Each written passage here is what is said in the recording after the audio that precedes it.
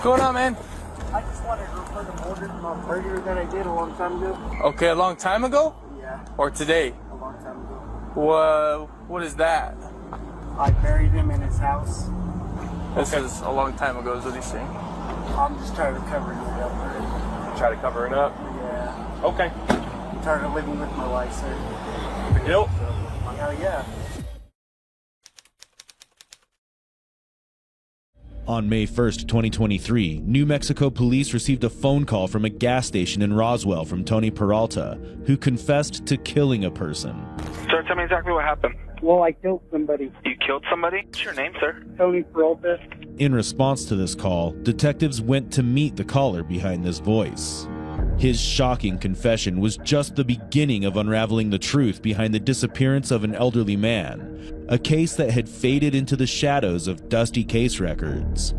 Although Tony's straightforward confession might seem a bit bizarre, what drove him to confess was the guilt he was carrying. I just wanted to report a murder that I did a long time ago. Okay, a long time ago? Yeah. Detectives at this point didn't know what Tony meant by long time ago, but as he was arrested and taken into custody for questioning, the details of this case gets even more shocking. Would you show me where it's at? What? If I took you, would you be willing to show me where it's at? Do I have to go there right now? Well, that way we know where the house is. Okay. I'll let you finish your thing. Let's go. Okay. You don't want to finish it? You're good there? Yeah. Okay. Anyways. All right, just hang on, okay? Relax. No. Just standing. Call 911. I did. Little did anyone know that the confession of this caller would lead to the discovery of a horrifying incident that was concealed long back and leave the community shocked. Well, it's off your shoulders now, man. In the next few minutes, you will witness unbridled grief as it overtakes a man's years-old guilt, unraveling the secrets he had buried deep until there was no escape. However, this was just the beginning. What unfolded next was a series of events that finally unraveled the answers to many lingering questions. Called us, but it's kind of mixed messages. They have handcuffs in there. I killed somebody, dude, and I buried him. Okay. Right here, are you making? Do you feel like you're able to leave if you wanted, or do you want to be here? Hell yeah! I confessed to a murder. Okay. How much are you ready to drink today? A lot. A lot? Yeah. When you find his body, dude, it'll make you feel better. It's at his house. That'll make you feel better? Hell yeah. Okay. I don't want to live with this shame anymore. Okay, I understand that. Alright, well, It's my understanding you're willing to... Jesus. Yeah. It's my understanding you're willing to take us to the house. Yeah, hell yeah. Did it happen at the house? It did. It did? I was on meth really bad. Okay. And I killed him because he didn't give me no money. And I buried him in his house. In his house. Do you remember his name? His name was Bill. Everybody talks about it all the time. Okay. How long ago? I don't know. You don't know? Too long. Been a little while. Too long, boss. Don't ever say, don't kill nobody that you don't have to.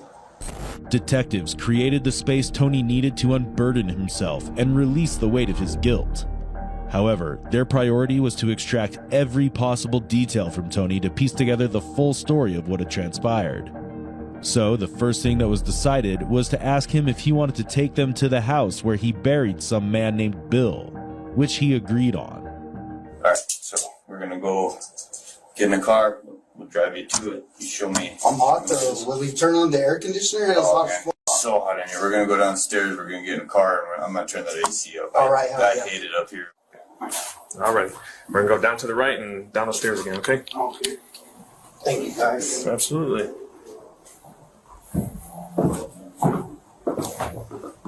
Can you hop on mine?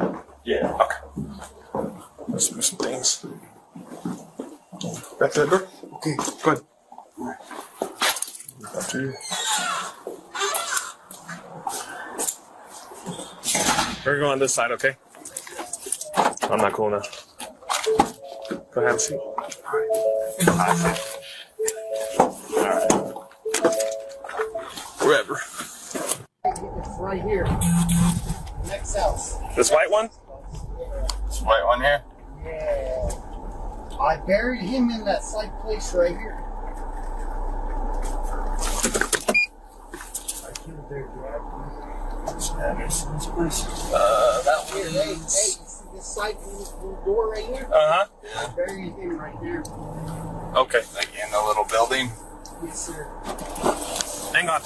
Although Tony took a big step by confessing, this was only the beginning. What followed next was quite a twist in the story that detectives didn't see coming. Tony, Yeah. here's the deal, brother.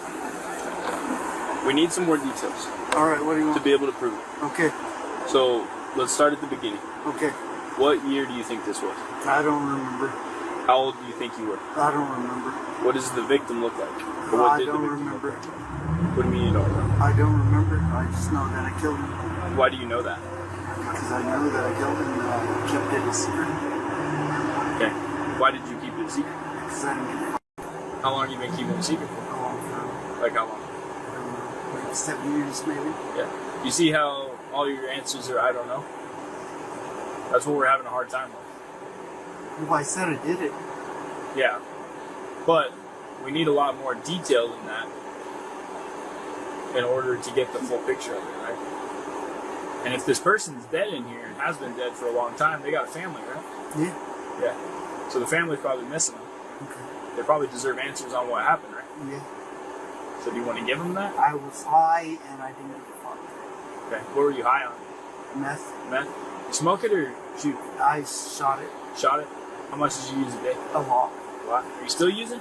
No, sir. No. That's Okay. probably why I'm confessing. So what was the reason that you killed him? I don't have a reason. You didn't have a reason? So were you guys arguing? No, I just felt stupid one day, I guess. You just felt dumb? What was he doing when you killed him? Being a good man.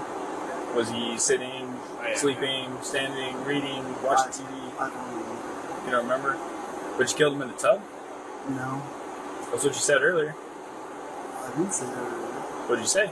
I said I killed him, that was it. No, you said in the bathroom, in the tub. How'd you kill him? I didn't say that. How'd you kill him? I said I killed him, that was it. No, you didn't. You told me how earlier. Well, he's right there. Well, we're gonna go see if he's in there. Okay. But how'd you kill him? I killed him. How? Did you shoot him? No, Did you hit him with a bat? I killed him. How'd you kill him? I don't remember. Did you stab him? I don't remember. You did earlier. I did earlier. You're just repeating the things that I'm saying now. You see how I don't believe you? If I just came to you and I just said all the time, I don't know, I don't remember, would you believe anything I'm saying? You said, hey sir, what's the law on this? And said, I don't know. You think you trust me?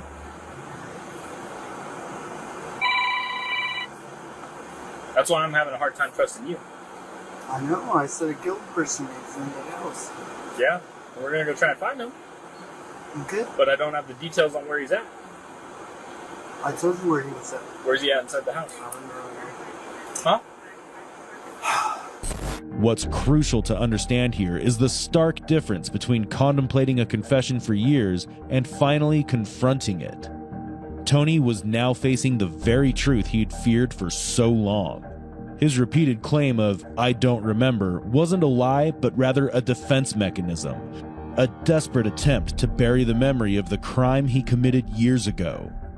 Yet, with the detective's support, the walls began to crumble, and he slowly started to open up and gave the exact location of where he buried this man. Where did you bury him? On the side house right there. Okay. What part?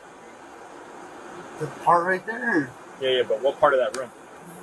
The left side. The left side? Yeah, if you pull the board up and dig them up. Okay. Okay. On the left side of the building. Yeah. So that's towards the courthouse. Yes. While detectives finally uncovered the location where Tony had buried his victim, they could also now get the information of the owner of the house. The man Tony Peralta had killed was 69-year-old William Blodgett, but it was important to confirm if Tony's claim was even true. So, quite literally, they started digging for the truth. Officers then dug in the floorboards and brought out the remains of William's body. Along with the remains of the deceased, they also found a pair of shoes and what was left of his clothes.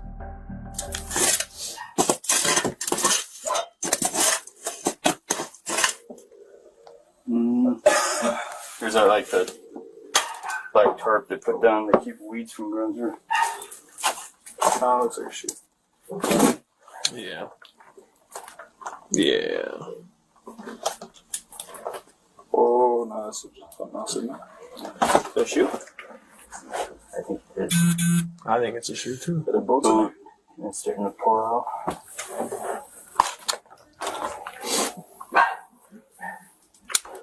The bones in it?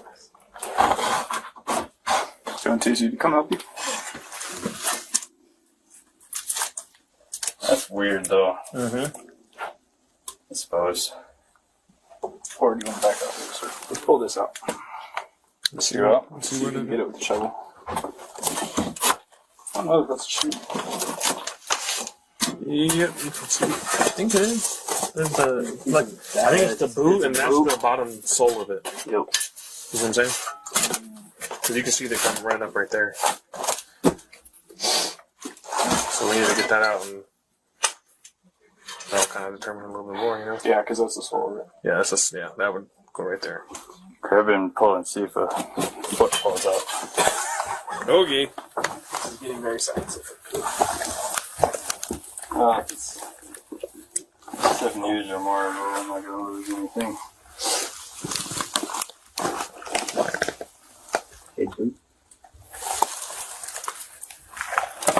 Oh, check that. Yep. After it was confirmed that Tony was actually telling the truth this whole time, he was brought in for a final interrogation. It was here that his emotions overtook him, as it was brought to light his motivation for killing William. Tell me what happened, man. I killed somebody a long time ago. Okay. Why? What happened? I don't know, sir. I've been told his name is Bill. But it's really William, right?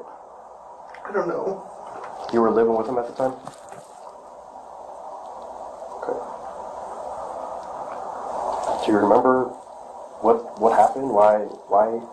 I just remember I just needed to confess. That was it. Okay. How did you do it?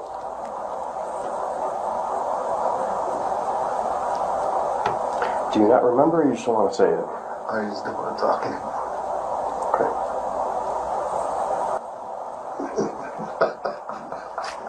Well, it's off your shoulders now, man.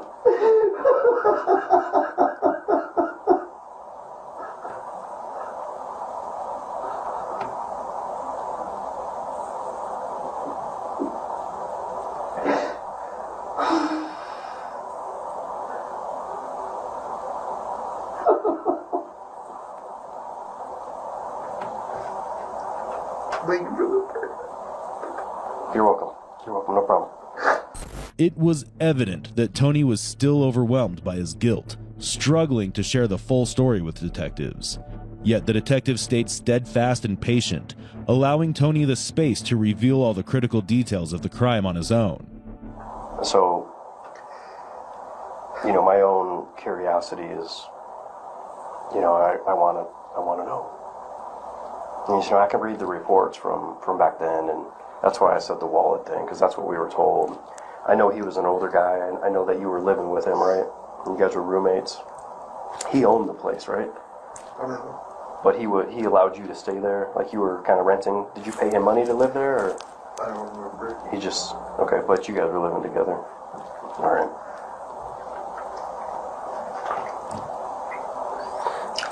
So, what happened, man?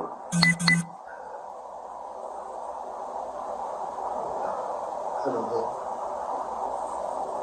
Do I look familiar to you? No? You look real familiar to me. I feel like we've talked before. Maybe I've just seen you around town.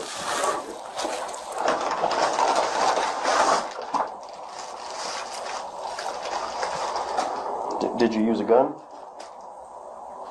I don't remember. Okay. Well, how about this? Why don't you tell me why you decided to come forward? Because my heart hurts. Okay. It's been eating at you for a while? Yeah. Okay. I know this is probably a big hard decision you had to make. You've been thinking about it for a while? Every day.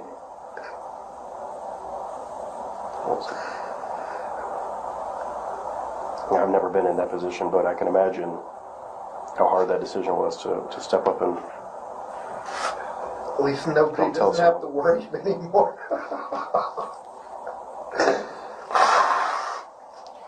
Yeah, I mean, I can imagine his family. You know, he was an older guy, but, you know, his family never knew what happened.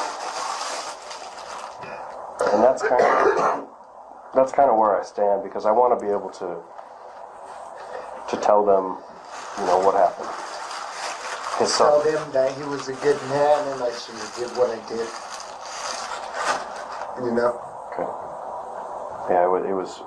His son is the one that reported it to us back then about not being able to get a hold of his dad. Why didn't anybody say anything after that? Why didn't everybody just let it slide? What do you mean? I don't know. Okay. The cops talked to you back then, I assume? Mm-hmm. Yeah. It might seem bizarre to see a man casually munching on snacks while discussing a murder he committed, but stress eating is a very common coping mechanism in high-pressure situations. For Tony, unburdening himself to the law was a weight he had avoided for years. With support and compassion from the detectives, Tony did manage to open up eventually. Give me little details, Tony. What happened? Do I have to speak or what? No, you don't have to, man. I'm just talking to you. You don't have to tell me anything. You don't. You don't. I just want to know the story. I'm sure the family wants to know the story. You know, things... He was always good to me, and I took his life for no reason. And I don't have an excuse. What did you A lot of people have an excuse. I don't have one. What did you use to kill him? I don't remember. Do you remember if it was some type of weapon or your hands? I don't remember. All I know is that I buried him and I shouldn't have. One of the officers told me that you had said it was some type of sharp object. Maybe like a knife or a screwdriver or something. I don't remember. Okay. And again, you don't have to talk to me, but please don't lie, because there's no reason to lie anymore, right? I killed him with a screwdriver. Okay. And is that screwdriver around anywhere? No. Okay. Because I know it's been a long time. Yeah. You got family in town here? Yeah. That's why I wanted to confess, for they don't, nothing happens to them. It was my fault for my sin, Nobody else should suffer except this. Your parents still around? No. No. Okay. Through Tony's confession and a parallel investigation, it was revealed that William Blodgett had been missing since December 23, 2008. His son, Greg Blodgett, had filed a missing person report on January 3, 2009, 10 days after William's disappearance. During the initial investigation, law enforcement uncovered that William had a tenant with whom he had reportedly argued, and had even issued an eviction notice against. Turns out this tenant was 38-year-old Tony Peralta, who was also interrogated about William's disappearance when the case was active. However, with no concrete evidence linking him to the crime, the case went cold, and Tony was eventually removed from the suspect list. The truth remained buried for 15 years until Tony called 911 and confessed. His admission not only solved the long-standing cold case, but also revealed chilling details about the crime. Tony confessed that he was under the influence of hard drugs when he killed William with a screwdriver and buried him in his own house. As a consequence of his confession, he was charged with first-degree murder after admitting to killing his landlord, William Blodgett, back in 2008. Peralta was sentenced to 15 years in prison for second-degree murder in 2023. Maybe it was actually set on fire. Oh my god! Behind this disturbing murder of a newborn, a cold case which remained buried for 27 years, lies only one person with the answers: 52-year-old Keri Mazuka. But little do the detectives know that they are about to confront an extremely heartless woman, desperately holding on to the last remaining strands of her lies. My baby. I didn't baby. Who did? I don't know who did. The doctor who did the autopsy says your version's full. Beneath the calm denial of this mother of two lies a story soaked in cruelty, so disturbing that even seasoned detectives would be left speechless. The tragedy started on the morning of September 7th, 1997, when two city workers in Albany, New York, were performing routine maintenance in Washington Park. Near the base of the Moses statue, they discovered a blue pillowcase that appeared to be partially burned, but what they found inside would leave them stunned. It was the body of a lifeless baby boy, later named Moses. However, at the time, there were no leads or witnesses, and unfortunately, the identity of the parents remained unknown. However, nearly 23 years later, in 2020, the Albany Police Department, along with the Cold Case Analysis Center at the College of St. Rose, used modern forensic technology to reanalyze the evidence from the case. After 2 years of analysis, in 2022, the lab Othram Inc. successfully managed to create a full DNA profile from preserved evidence. That profile was submitted to the FBI's forensic genealogy team, which matched it to a relative of the baby. It was through that lead that investigators identified Keri S. Mazuka, who had been living just 5 blocks from the original crime scene. And what awaited was a shocking and roller coaster interrogation where a 27-year-old mystery finally began to crack open. So the reason we need you to help us out here is we're looking into something that happened quite a few years ago. Okay, back in 1997. So some remains were found in Washington Park. Okay, and you know, it's been a long time since it happened. We've been kind of working on it here and there, and we've been deploying a new investigative technique. Right? Do you watch like any of this stuff on the news, like genealogy stuff? No. Okay, so what we do is we kind of go to some third-party companies like Ancestry.com, stuff like that, and try and build family trees. Okay, so part of that is that the remains, the DNA testing on the remains that we found, are connected to your family. Okay, yeah. So it was younger, right? The remains, best we can tell.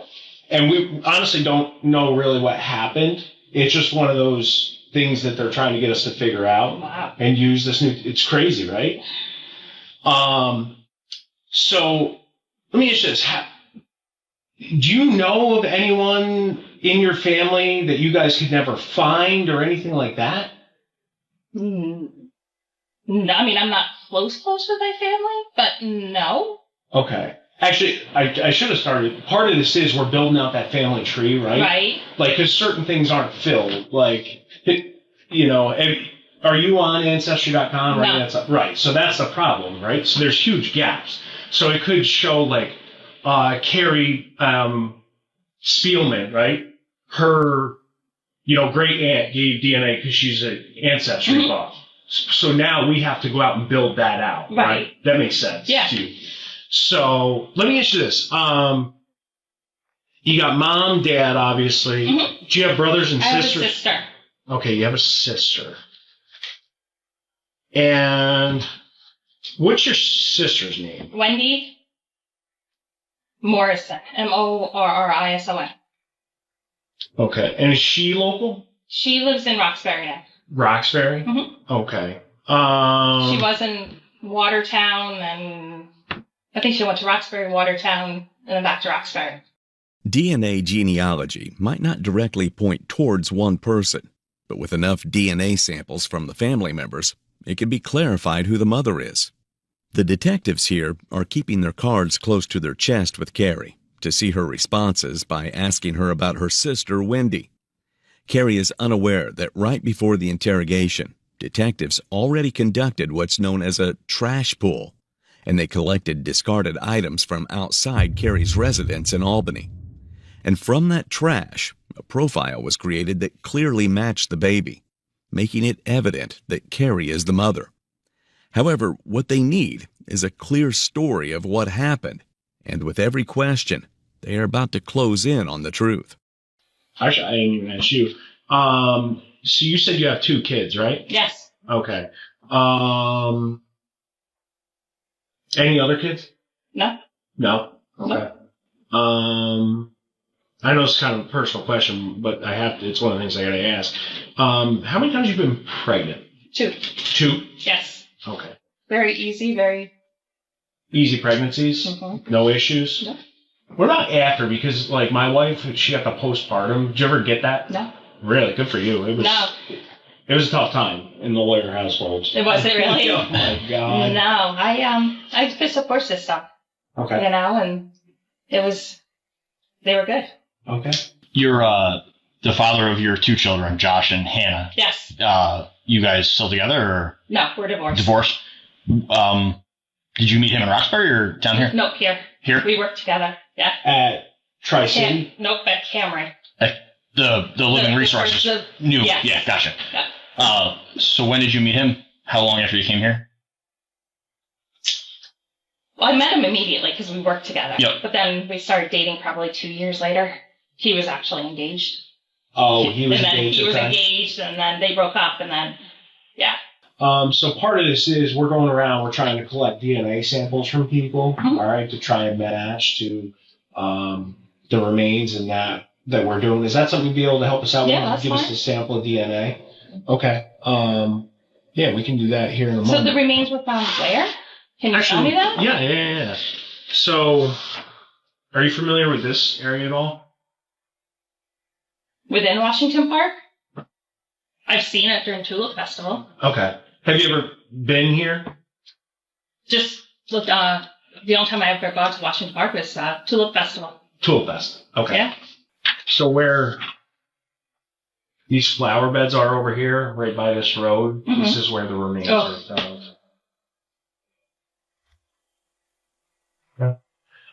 But, I mean, easy Ooh, I'm enough. sorry, I've got goosebumps. Oh, it's horrible. Ugh. I mean, it's, you know, I'm sure whoever, you know, whatever happened, there's an explanation. Because generally there's an explanation to everything that happens because it happened, right? Right. You know, it's just a matter of figuring it out, you know. And I think eventually we'll do that, you know. But part of that is talking to people and figuring it out. You know, we can do so much investigatively, like following DNA trails and stuff. And it is super cool. Like, the way this stuff works. Like, I swear to you, soon, we're not there yet. But So how does that work with DNA? Can you, pinpoint? yeah. I don't watch any of those stupid. No. Sorry, I don't mean No, to it's not. shows. You're They're insulting my career. No, they freak me out. Law enforcement's not a special thing. It's like someone figures out a cool thing to do to solve crimes. Right. Or, you know, figure stuff out. Because not everything's a crime. Mm-hmm. But to figure stuff out. And then everyone gets on it. Like, Golden State Killer. He was a serial killer around California for years. Like, numerous victims. Yep. And then they implored this technology that we're kind of using now. Mm-hmm. And they were able to link him to all these crimes from like 30 years ago. Oh, wow. Yeah. It's a That's game changer. crazy. It's actually a huge help, you know. Like, it generally does help us do what we got to do. So the way it works is, you know, we go around, we obtain DNA samples from a bunch of different people, and then we end up zeroing in and figure out who mom and dad are. Mm-hmm. Because it's that same kind of thing where, like, everyone's DNA starts spreading out the branches of the trees. Right. But the more samples that we can find and we can keep comparing them, it keeps bringing us in because we find like the traits that are, you know, similar between the people. That's amazing. It's pretty cool. It's cool, you know. And it's like I said, this is a baby, if you couldn't tell. I'm gonna throw up. Like, that's gross. I know. I mean, here's the thing though, is, you know, we're just trying to figure out what happened to it. You know, the remains, they are what they are. We're honestly trying to just fill in the blanks here. Mm-hmm. This is a historic event that happened. It is what it is. No one's changing that now. We're just trying to get some answers and figure out exactly what occurred. Whoever, the mother and father have their reasons for whatever they did. I'm not saying it's right. Right. But, you never know what kind of headspace someone's in. Like, you could look at me and I could appear put together, but I'm a mess in my personal life, Keri plays the part, nodding along, pretending to be impressed by the wonders of modern DNA, as if she's a curious bystander. But beneath the fake fascination is panic she can barely contain. Because no matter how amazed she pretends to be, science isn't here to entertain. It's here to expose her. And her innocent facade that she had been wearing for years was about to finally crumble. So part of the thing is, we're asking people as we're going through. So this is a very newborn baby that gets found. And we're trying to hash that out as to exactly what happened to it. And we're just getting people's perspective. Right. Like, these remains, they get found in Washington Park. In your mind, what would cause someone to leave a baby in a place? Anything you could think of? No. Because they have all those, hospitals, safe places. Yeah, like a safe haven for the kids. Yeah, that's what we're trying to wrap our head around. No idea. That's... So there's some aggravating factors with this as well. I think especially, how? Right. That's what we're trying to wrap our heads around and get from people. This happened, and I think within short order, we're going to be able to figure out definitely who mom is, and then we'll work through who dad is, and, we got to collect all these DNA samples and go from there. But, the thing about this is...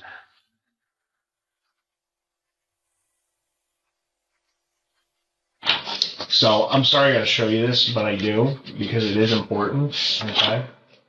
The baby was actually set on fire. Oh my God. Yeah. Yeah, so not only was it abandoned, but... Oh my God. Yeah. So we're trying to figure out exactly what happened to this baby. Oh. Yeah. Oh. Because here's the thing, right? It could be a couple different things here. We know the baby was alive. We know it breathed, had lung flowing through its airs, was healthy, was crying.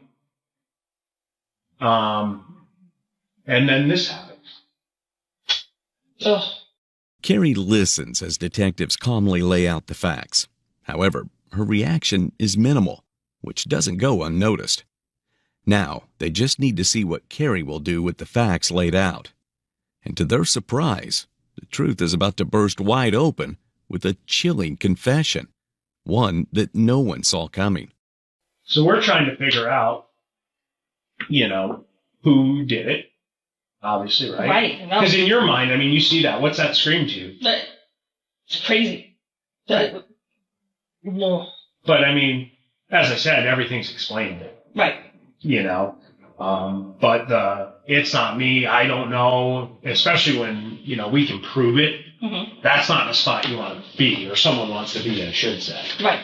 Right? Like, if someone is truly related, or the mother or father of this child, the best thing they could do when we talk to them, and this is just me thinking out loud, is the best thing they could do when we talk to them is be truthful, right?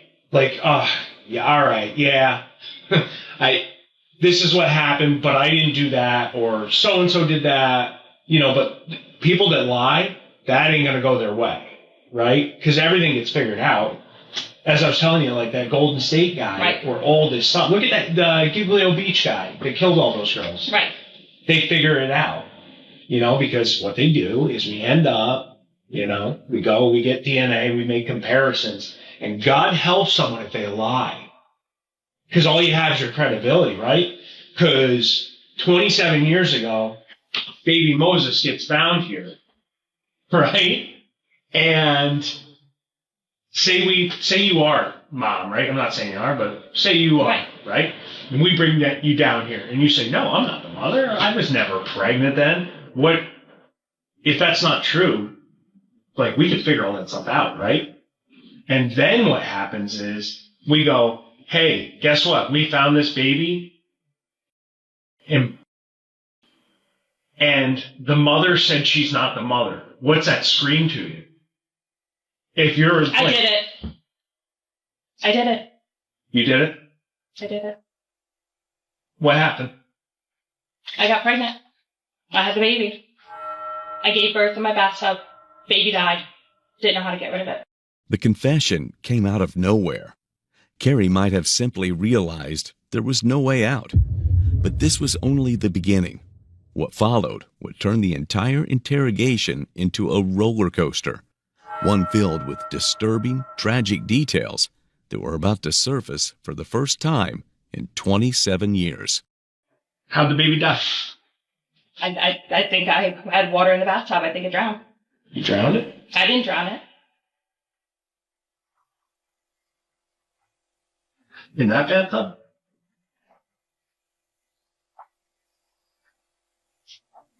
Yes. Inside that apartment? Right there? Yes. Why'd you the baby? I didn't baby. Who did? I don't know who did. Who'd you give the baby to? I had the baby by myself. I went down to the park. I handed it to somebody. Who'd you hand it to? I don't know. Some random person. Keri, that doesn't. I swear to God. You did not hand this baby to a random person. That didn't happen. I didn't know what to do. I set the baby on fire. Was it screaming? No, it was dead. It was dead. So, what did you put the baby in? A towel. A towel? Because the doctor who did the autopsy says your version's bull. I put it in it. No, what I'm saying is this baby was breathing for minutes. This baby was alive. I had it in the... I did. That doesn't lie. This is 27 years ago. Let's clean this up. Let's be done with this here and now. That baby died, not of natural causes. I didn't kill the baby that I'm aware of. I had it in the bathtub. It didn't drown. There's no water in the lungs. That didn't happen. It's not of natural causes. There's no trauma, so that leaves one thing. And you know what that one thing is? Suffocation? This woman killed her own newborn, set the body on fire, and hid the truth for 27 years. And now, as the truth resurfaces, there's still no sign of remorse. She puts her lies over her confession like a cherry on top of a sundae. But this is where her lies are about to crumble. Here's the thing. I get it. You're all alone in 1997. You probably moved here because you were pregnant and you were trying to hide it. I did not. I moved here for a job. Moved here for a job. I didn't know I was pregnant until after I moved here. Fair enough. And listen, I'm not disagreeing with that. It's probably true. That is the truth. But we know definitively that this child breathed. We know it was taking breath in its little lungs. All right? If you freaked out and did this, that's fine. We need to know. Look. Yes. Guess what? The child. With what? To put in the bag. Put it in a bag? Did you cover his mouth? His nose? I don't remember. I don't remember that part. I may have. I don't know that I put it in a bag, though. Okay, let's talk about this. Did you hear the baby cry and screaming? I did not. You didn't hear the baby cry? No, I swear. Not that I remember. I do not remember hearing the baby cry. We put him in a bag. And we know he's alive. We definitely know that from the doctor. You know? Because an autopsy was completed on the baby. And that's how we know the baby didn't drown. So that's what we need to figure out. And we honestly want to know because You know, the one thing I've consistently said about this whole thing is I have more questions than I have answers. And I hate being in that spot, you know? Yeah. So we're trying to figure that out, and we need to flush that out so we can all move forward. This is a long, long time ago. You know what I mean? So you have the baby in the tub. It doesn't drown. No. Okay? I did have it in the tub. I don't remember covering its mouth and nose. Did I? Maybe. I do remember putting it in a bag. I don't remember hearing it cry. What kind of bag? I think like a Walmart type. Like a plastic like bag? a plastic bag. Okay. And then, how'd you get down to Washington Park? Drove. You drove. And you're by yourself? Yeah. 1,000%. The detectives had their confession. But with Keri, another lie is never too far behind. So they need to get the whole story straightened out. And while the core of the confession is over, the gruesomeness of the story isn't. And what follows would take the case to an entirely new level of horror. Did you ever go see a doctor about being pregnant? No. So nobody knew? No. It was just, you found out and kind of kept it to yourself? Mm-hmm. Like I said, I gave birth in the bathtub. And then you go to Washington Park. At any point, did you see when you're on your way down there, did you see any police stations? Did you see any hospitals? Did you see any? No, no. You just want to get rid of the baby. How did you figure out to set it on fire? I don't know. I don't. Do you remember if you used matches or a lighter? I think matches on the catalog. Matches. I think.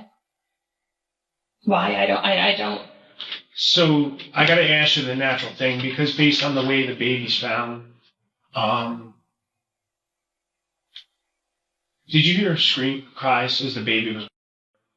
No, I think the baby was dead at that point. At what point, before or after you leave your house, did the baby die? I think before. Before.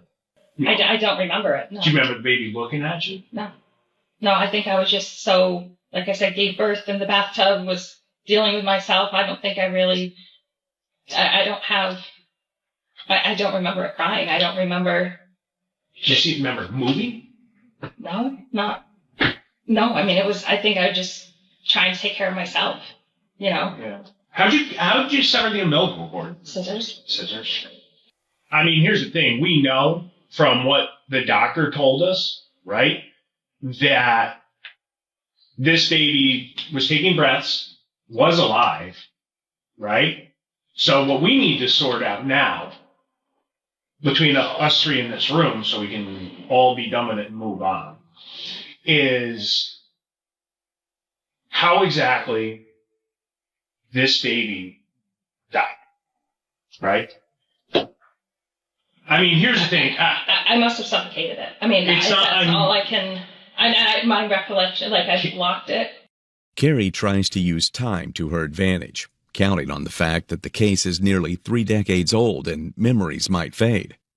But like every time before, her version of events is about to crumble yet again. And this is where her bizarre motive comes to light as she finally reveals the chilling truth. We got to do an honest account of that with each other. Not I think, because this is something you don't forget. You probably haven't thought about it in a long time, but it's definitely something you don't forget. I put my hands over its mouth and nose. Are you sure? Yeah. And then you press down? Yeah. I think. No, not I think. It's either did or didn't. And I'm not pressuring you to say something, but I need a definitive answer here. Yes. Yes, what? I pressed down. Did the baby stop crying when you did that? Again, I don't remember the baby crying, but it must have.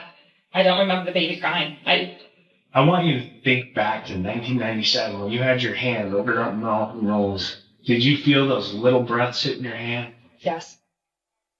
How long until it stopped? 10 minutes? I don't know. You held your hand on the baby for 10 minutes? I don't. Timing, I don't know. Why?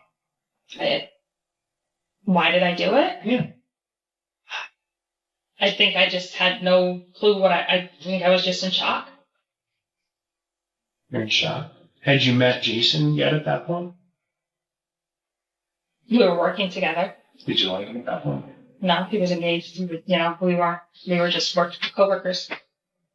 So this is something you were young and you were scared? Yeah, he doesn't even know about this. Have you ever told anyone? No. Never Nobody. Well, never told anybody? No. Mom, dad, Nobody. sister, nobody? Nobody. Just kept it inside the whole time? Yeah. Now, I gotta ask you this, because it's been a long time. After 27 years, how have you never told anyone? I'm ashamed. I'm embarrassed. I blocked it out of my memory. I didn't even know today was the date. I just, wiped it. In the U.S., during the year 1997, an average of 20 fetal terminations per 1,000 women occurred in the 15 to 44 age group, most of them being younger than 25 years old. And Keri was 25 when she became pregnant with baby Moses, old enough to understand her options. But instead of seeking help or even informing the father, she made a fatal decision. At 25 and already working at a respected real estate firm, Keri wasn't some confused teenager. She was a grown adult, making grown decisions that have consequences. Unfortunately, one of those decisions was murder. And by the time anyone learned the truth, the damage wasn't just done. It had been neatly wrapped and buried for nearly 3 decades. And the detectives are about to confront a stone-cold mother who doesn't flinch and sits proudly narrating the horror without an inch of guilt. What's it feel like to kill someone? Terrible. Terrible. Walk me through your emotions. I always ask everyone that's killed someone, and you're not the first person. Shame, embarrassment, hatred of myself. When did that kick in? Immediately. After you did it? Mm-hmm. So after you pressed on that baby's face, and you recall pushing on his face? I do now, yes. And you felt those little breaths hitting your hand, and then you felt them stop. How long after that did you take this baby down to Washington Park? An hour or two. An hour or two? And that's a towel, you said? I believe it was a towel. A blanket, a towel. And you put... Was it a towel? Oh, it's like a pillowcase. Yeah, it does kind of look like a pillowcase. Could be a towel. I don't know. Pillowcase, towel, some sort of cloth object. Did you wrap it in that? Yes. But the baby was definitely dead before you set it on fire, right? Yes. 1,000% it was dead before I left the apartment. You killed it? I believe it was dead before I left the apartment. I can't say 100% sure because I didn't, feel a pulse or anything. I didn't. If you had, let me ask you this, if you had not done what you did, would that baby still be alive today? Yes.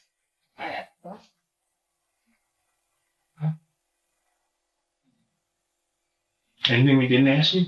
Do you think's important? No. If you could say anything to that baby right now, what would it be? I love you and I'm sorry. If he asked you, why'd you do this to me? I was young, stupid, and... It's if I could show you the panorama one, then all the way around. Did you ever go back to the park?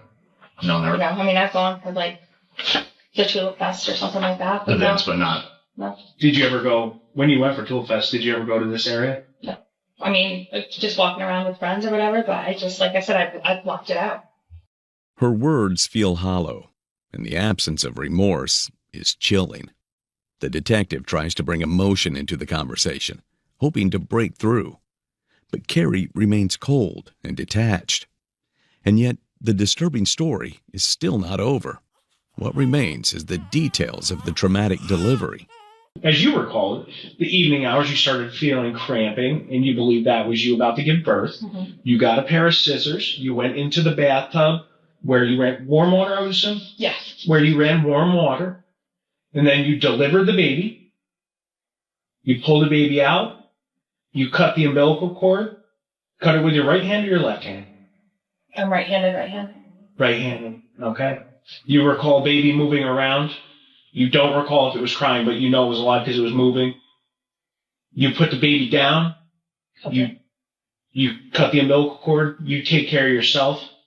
And then you placed your hand over the baby's nose and mouth and applied pressure until the baby stopped moving.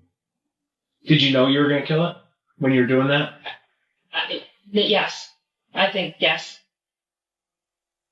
So you knew what you were doing, but you did, correct? Right. I knew what I was doing. I was young. I was stupid. I didn't, Okay. Yeah. So you intentionally kill this baby. Then, after about an hour, you go to Washington Park and set the baby on fire. And if that baby were alive today, you would say, I love you and I'm sorry. Yeah. Now that I'm older, wiser, have kids, and yeah. Yeah. You're not... You're young, stupid, and... Yeah. It's a long time ago, Keri. A long time ago. Keri, do you know who the father is? Where does he live? I have no idea. How'd you link up with him? We were in Roxbury together. Roxbury? He's old, much older than well, not much older, but he's older than I am. And like how much older? 5 years. I think he's married now. And I don't know if he has kids. And that was a consensual thing you guys had done together? That wasn't. It was consensual. Yes, he has no idea. He didn't even know I was pregnant. Okay, but I'm saying you weren't or anything like that. No. Every word out of her mouth is disturbing, but ignorance or panic doesn't excuse the murder of a newborn. Sadly, Keri isn't the only mother who's taken such a horrifying step. It's a grim reminder that the very person meant to protect a child can sometimes be the one who destroys them.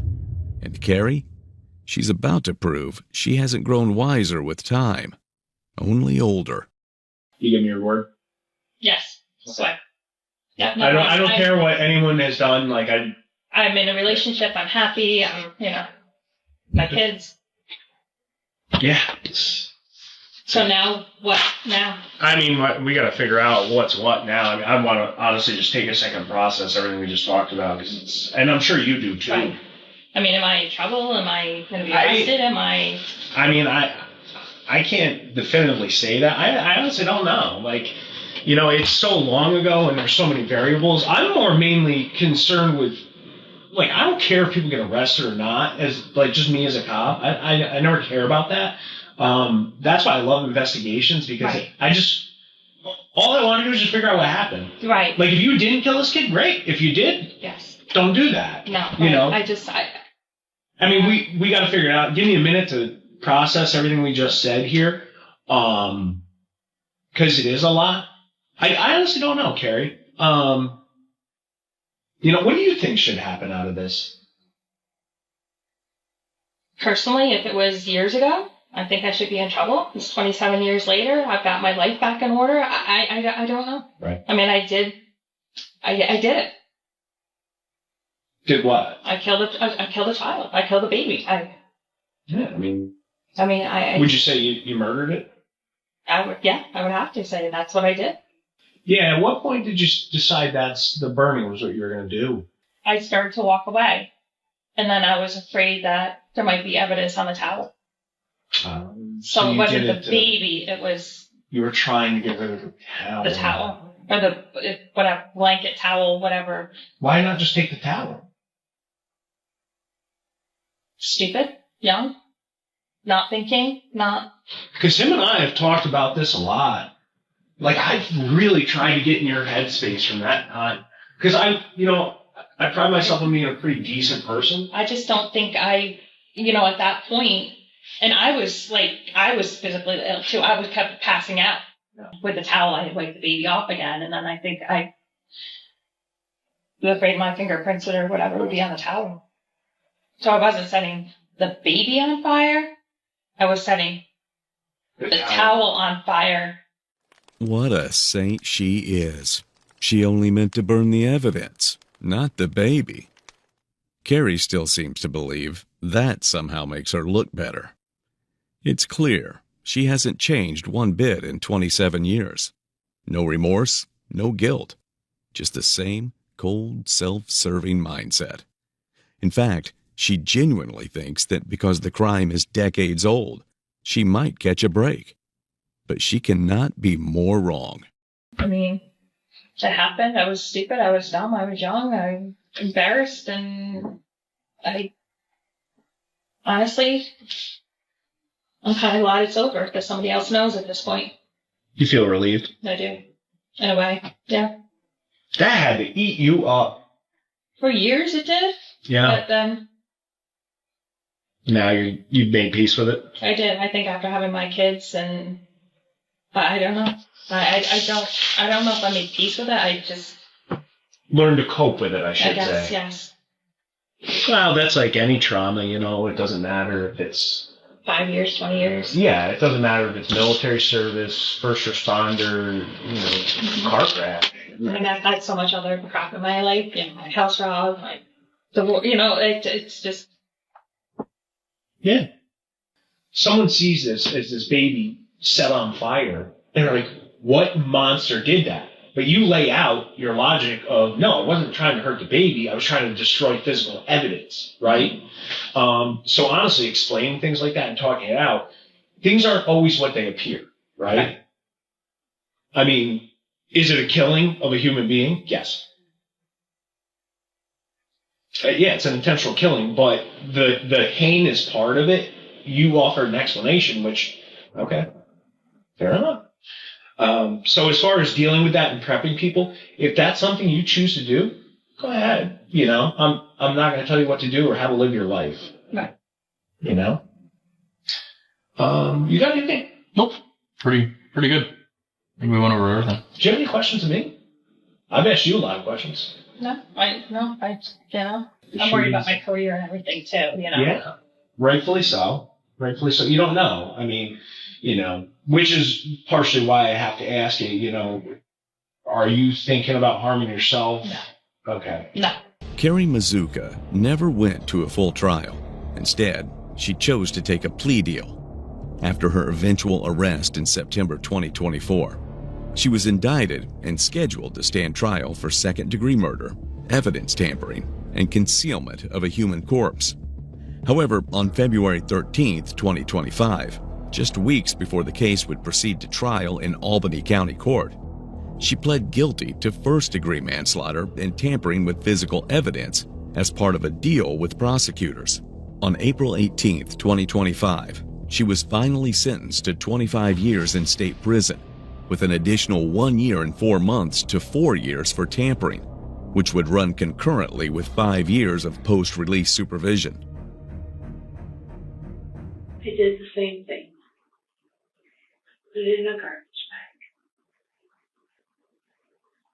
What did you do with the garbage bag?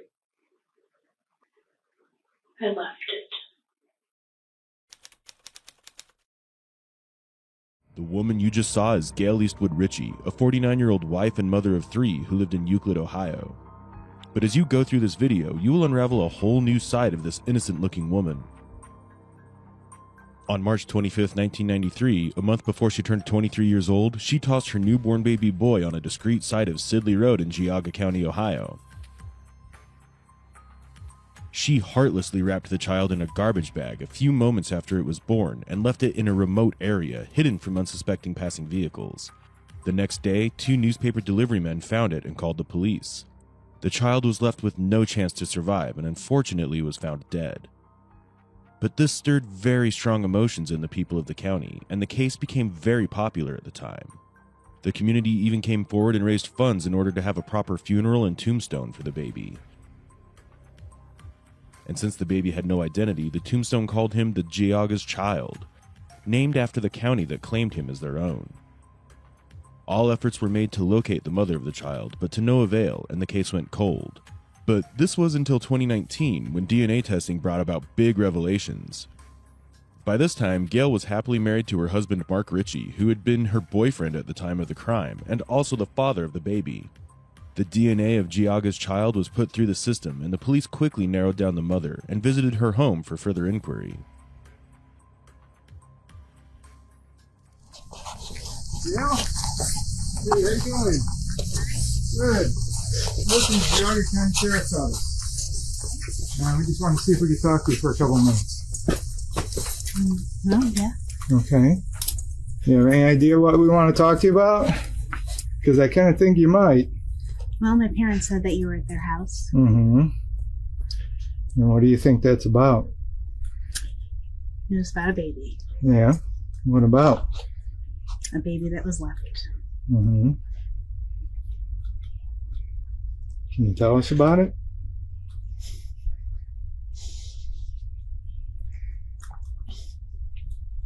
We're not here to judge you, Gail. We don't know what was going on at the time. We don't want to speculate either, okay? So I don't think you want us to speculate. We're not here to arrest you, okay? We are here to take your DNA, okay? And we would like for you to tell us your side of the story, because we'd like to know. As of right now, you're not under arrest. You're not going to be arrested today. But we want to know what was going on. I think after 26 years, it's time. Don't you? It's had to be weighing on you.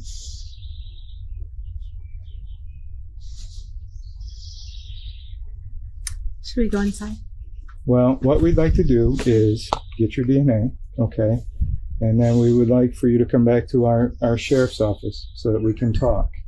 You're not being arrested, okay? But we need to sit down and we need to hear your side of the story. Okay?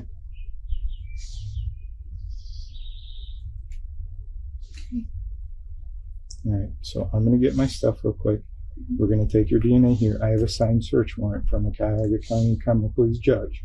Okay, and I will give you a copy of that warrant. You will have a copy for you to keep. The DNA process is a very non-invasive process. I'm sure your parents probably told you. Just swipe a Q-tip on the inside of your mouth. We'll collect it real quick. And then we'll go back to the sheriff's office. And at some point today, we'll bring you back here. Okay?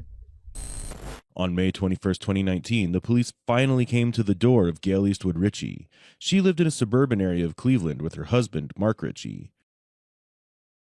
Gail's parents had been contacted by the police almost 2 weeks prior to this visit, so she had been expecting them. So far, the officers suspected her, but her reaction was a confirmation of her culpability. They would still do a direct DNA test of her and Geauga's child to confirm that Gail was, in fact, the mother. There is an evident change in her expression. Her forehead was wrinkled, and her eyes are distracted. She is finally revisiting the time she discarded her newborn child 26 years ago. To the detective's surprise, the couple only lived half an hour away from where the baby was found.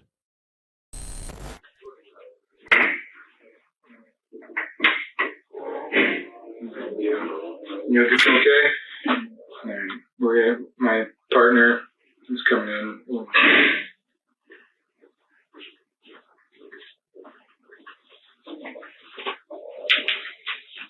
Good. Is there anything else we can get you? Do you need to use the facilities or anything, Gail?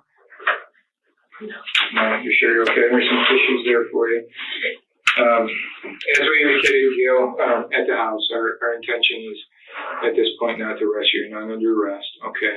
And we would like to get your side of the story, though. We just didn't want to do it there in your house with your kids come in or anything. That's just not a good situation, obviously, with the topic at hand. But I do need to, because we brought you back here, I want to go over a couple of things. Again, at this point, you're not under arrest. Okay, you are free to leave. Okay, so I'm going to just read you your rights real quick. You have the right to remain silent. Anything you say will be used against you in court of law. You have the right to an attorney. We'll provide one for you free before any questioning if you desire. You can stop answering questions anytime. Do you understand that? Yes, I do. And with that being said, we do appreciate your cooperation. Even before bringing Gail in for questioning, officers make it a point to assure her that they only wish to find out the truth and not judge her. The topic at hand is very sensitive. There could be a lot of reasons why Gail did what she did in 1993, and an empathetic approach will allow her to open up more. The detectives have to explore the possibility that Gail may have been in a vulnerable position herself when she abandoned her child. The technique of interviewing being used here is the peace model. This is an interviewing technique that is used to ensure that the interrogators produce evidence while still taking a more empathetic approach.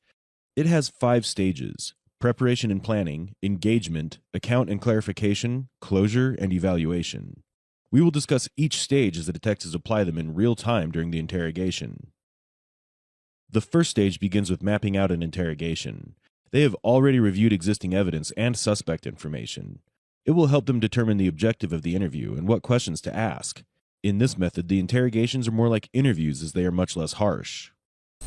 Obviously you had indicated that your parents had told you that we had been out, so I'm sure that you kind of knew that this day was coming, that we were going to be coming out to talk to you. And you know that we got their DNA, which is, what ultimately led us to you. And what we would like to do is, we're not here to judge you. We don't know what was going on in your life at the time. We know that there probably weren't as many options for people at the time, and but that being said, we'd like to, get your side of what happened.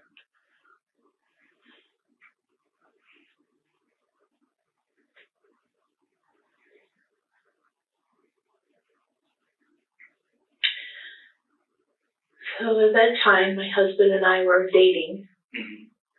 We were sexually active. I did use contraceptives, but apparently one didn't work. I did not know I was pregnant at the time. I still had my menstrual cycles.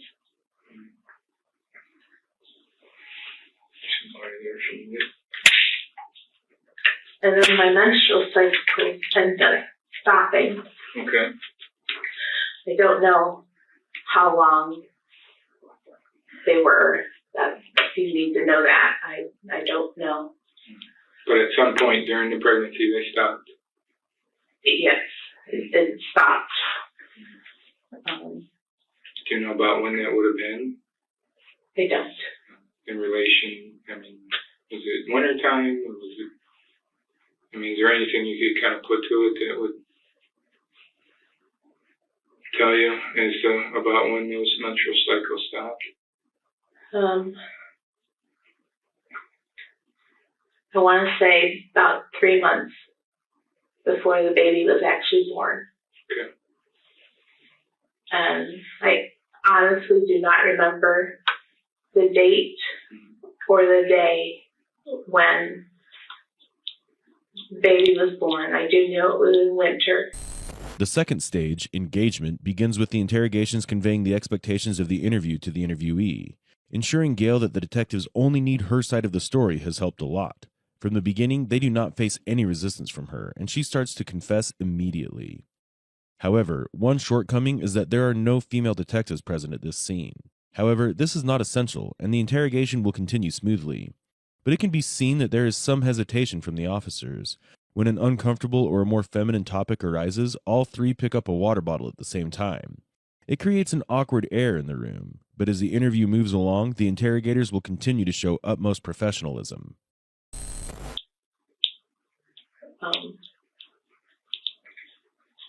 I was at work. I was a nanny for a family in Shaker Heights. I was waiting for them to come home from school. I hadn't been feeling well at all that day. The next thing I knew, I was giving birth to a baby in the toilet.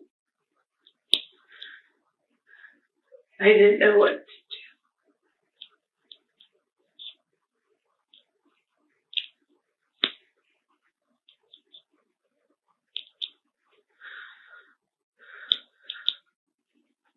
My kids hadn't gotten home from school yet. Okay.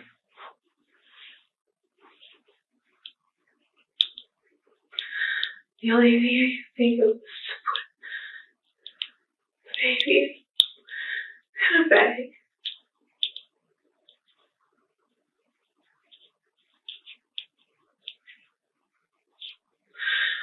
I have no idea what this was. I never looked at it.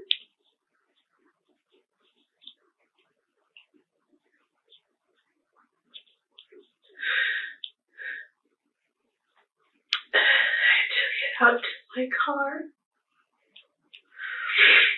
and placed it in the trunk.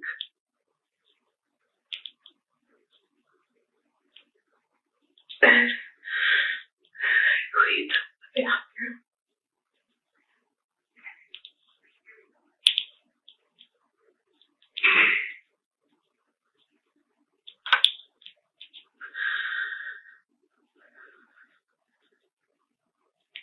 Was the baby still in a bag at that time? Or did you put it in something else? Like a garbage bag? Mm-hmm. Okay. Yes.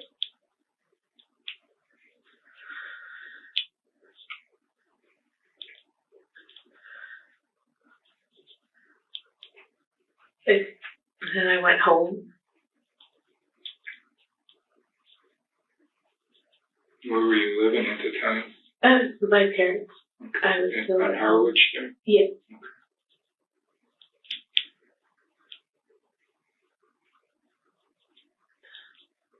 I wasn't sure what to do. No one knew.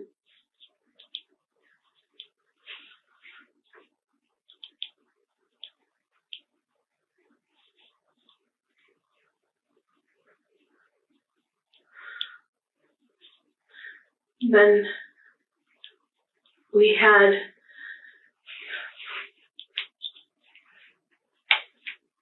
and I don't know the time frame from when to when, but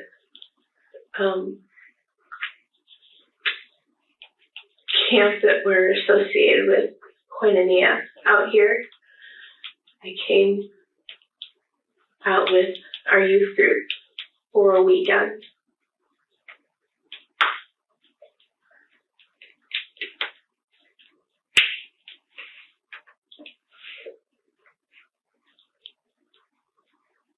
I didn't. I got in my car. I left the camp for a while. I got in my car. From Camp Koinonia? Yes. I have trouble sitting there. I apologize. Yes.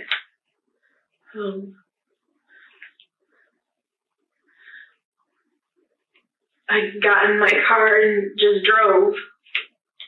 I don't know where I ended up.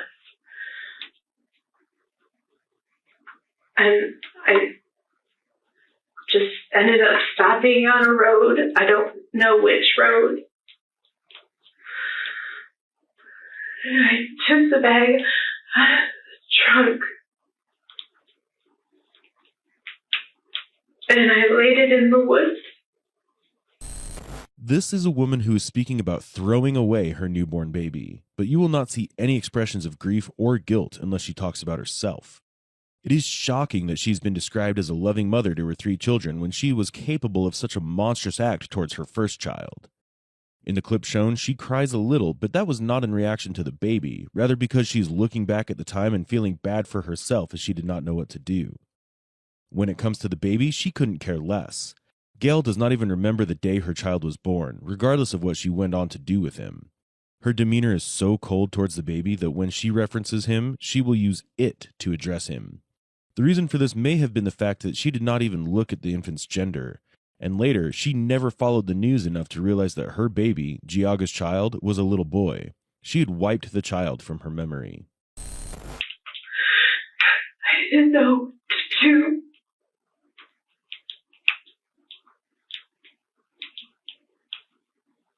About how far from the camp were you? Remember? I have no idea. I really don't know. I don't. Other than driving to the camp, I really don't. You couldn't go too far because you didn't know the road, so how would you get back, right? I guess. Was anybody with you in the car? No. No, I was by myself.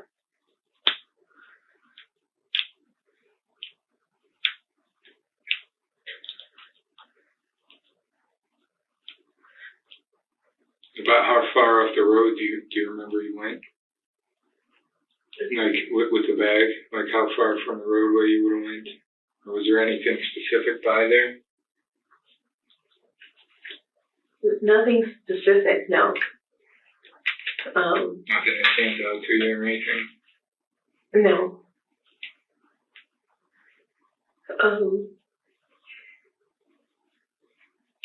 I remember stopping on the road. There was a lot of snow. I do remember a lot of snow. And I walked in as far as I could, and I left the back.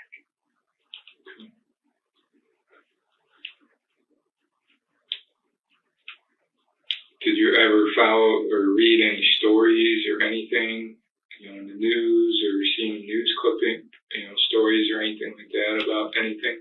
I did not. No. I did not know the baby was found. Okay. At what point do you know that the baby was found?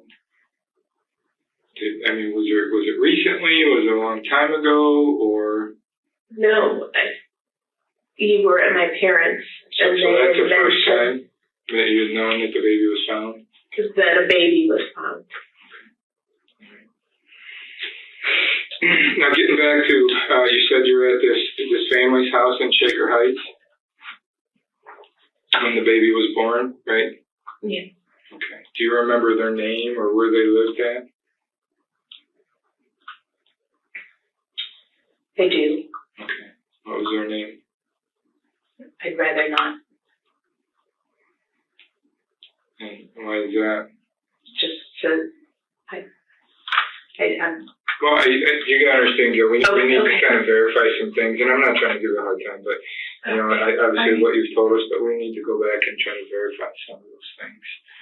It's been a long time, so, and you said it was during the week, correct? Because the kids weren't home from school yet? That is correct. And so you were kind of a nanny in the afternoon? I was a nanny all day. All day, okay. But you said some of the kids went to school? There were 2 children. There's 2 children, and they would go off to school? Yes. And then what time would they come home from school? 3:30. And you would stay till about what time? 6. Usually 6. 6 o'clock, and then you would go, and that's when you went home from there? Yes. Okay. So, do you remember what day it was? Was it Thursday maybe or Friday? I honestly don't remember the day or the month. But you said you went to a weekend camp that weekend, right? I don't know if it was that weekend. It may have been a whole week. Okay. Gail is upfront about giving the information herself, but the detectives find it difficult to get her cooperation when they ask about other people's statements. She refuses to give the information of the family she babysat for at the time because she does not wish to embarrass herself. Her expressions become painfully cold when asked to share the identity of that family. You'll also notice that she does use the word baby sometimes, but this is in repetition after the detectives. When they use baby to refer to the child, then she does too. But when asked questions that require thinking, she will again refer to the baby as it. Later, she picks up on this and starts using baby herself. And you said that you were in the bathroom of the home? Yes. When the baby was born, but nobody else was home at the time? No. No? You were by yourself? Yes. Okay. Obviously, there would have been, the afterbirth and the umbilical cord. How were you able to, cut the umbilical cord? I didn't. You didn't cut the umbilical cord? No. No? Okay. I did not. So you left just basically everything attached to the baby? I did. The afterbirth, everything was still attached to the baby? Yes. And obviously, you know that the baby was born alive. I don't remember. I don't recall it ever crying. Okay.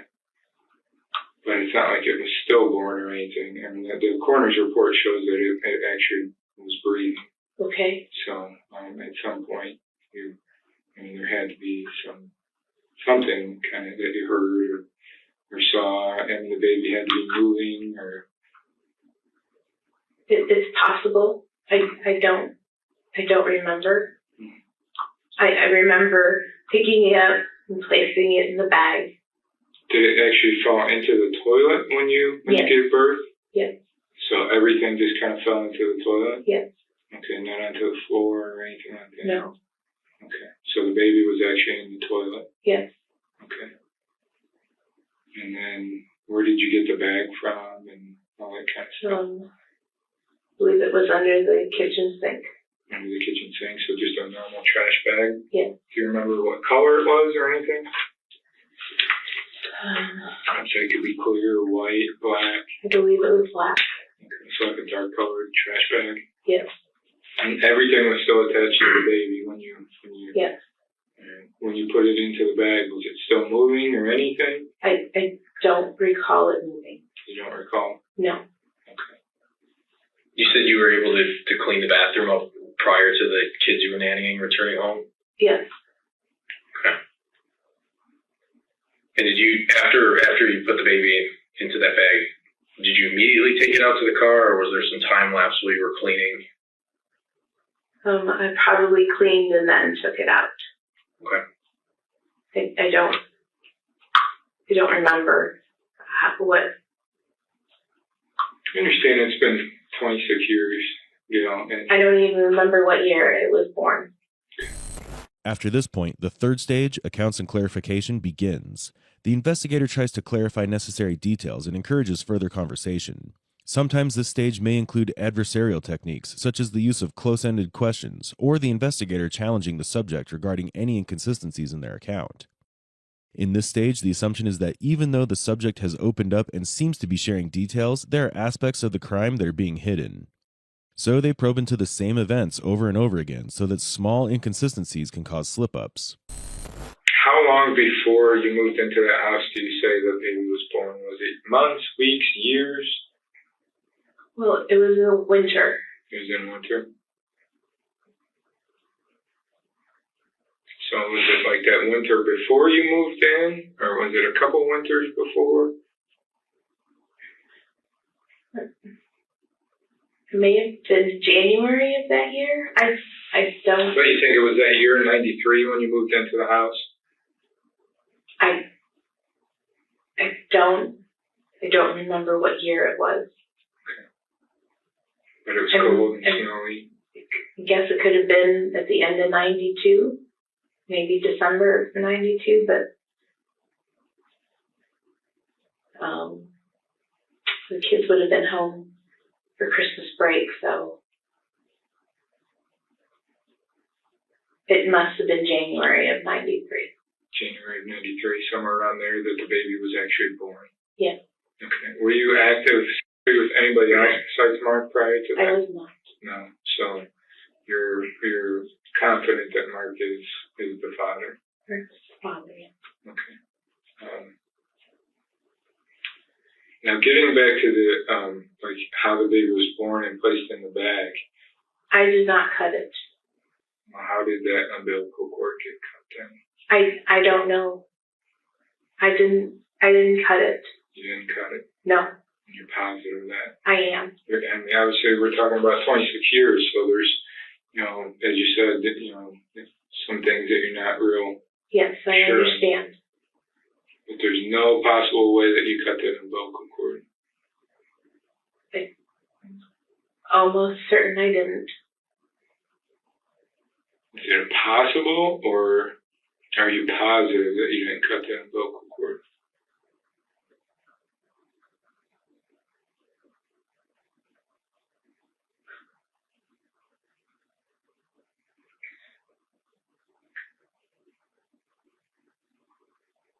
Because there's a couple of things, Gail, you've told us a lot, but there's a couple things that I am kind of struggling with.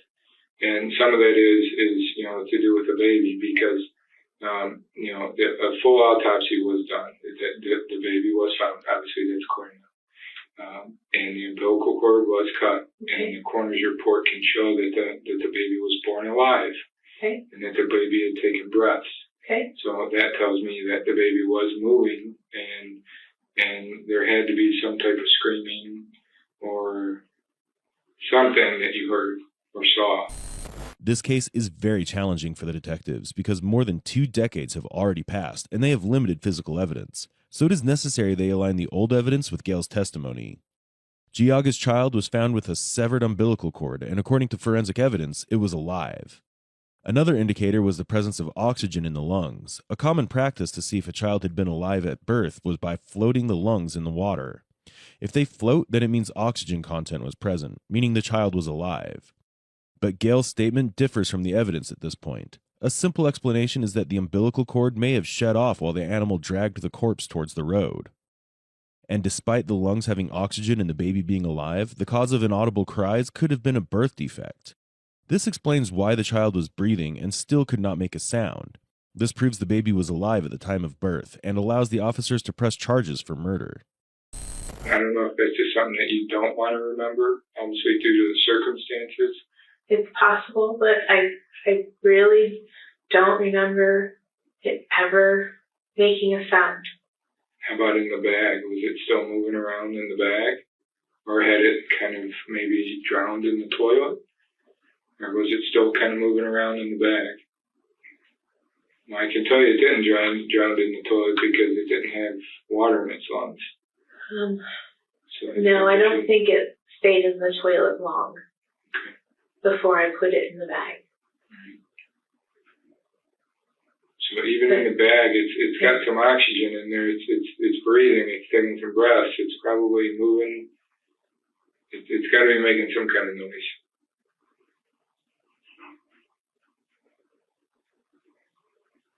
I really don't remember it making noise. I really don't. Do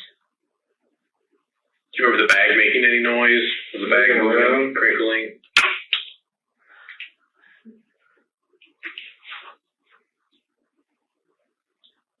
Not that I'm aware of. I suppose it could have been when I put it in the car. Mm-hmm.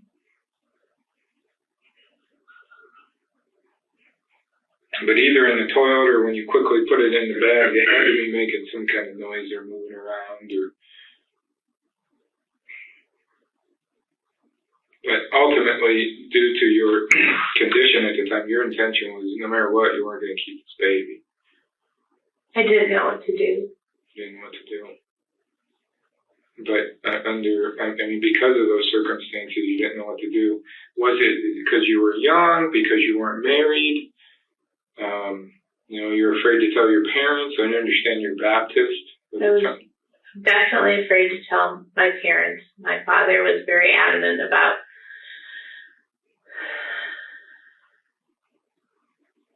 not having children before you're married.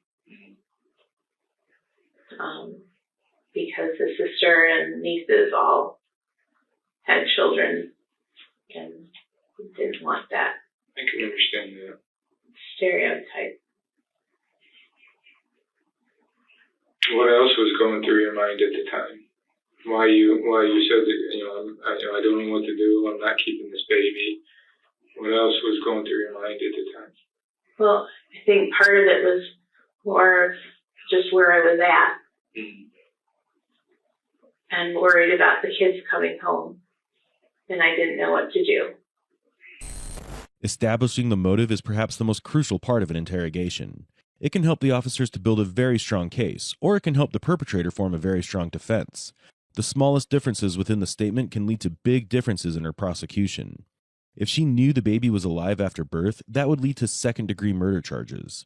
However, if she claims in the interrogation that she did not know that, then it could lead to a more lenient charge. So far, the motive that Gail is trying to present is the one that detectives expected. It would make sense at the time that a child outside of wedlock would not have been approved.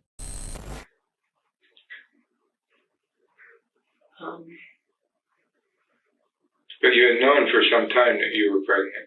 At least a couple months when you're mentioning and you're afraid to tell your parents that you were pregnant. So you had known for some time that you were pregnant. So, at least for a couple months, correct? Can we say that? You said initially you didn't know you were pregnant. You're still having your menstrual cycles, and that does happen. I also think because of that, I didn't know how far along I was. But you hadn't told anybody. I had not. And you weren't sure what to do. I was not. And I mean, did you intend on having the baby, or I mean, what were your intentions? Should have kind of come unexpectedly that day, but it sounds like you had made your mind up that, you know, you weren't in the right spot at the time. You weren't telling anybody. This was kind of what you were planning on doing, for lack of better words. I suppose. I mean, had you planned on? I mean, what were your plans when you found out you're pregnant? And I don't know. I don't know what. I don't remember. I don't know what my intentions were. I mean, were you gonna? I mean, at least for some period of time, you know you're pregnant and you're gonna keep this baby, or you're gonna tell Mark at some point.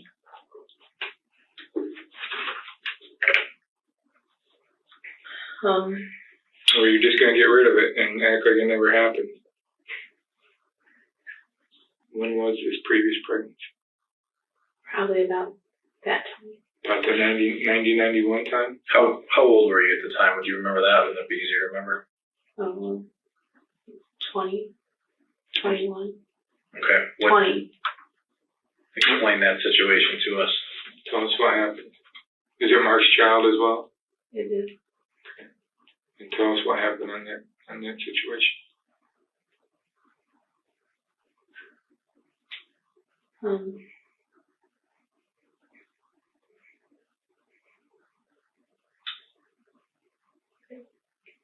Pretty much the same situation, other than I had the baby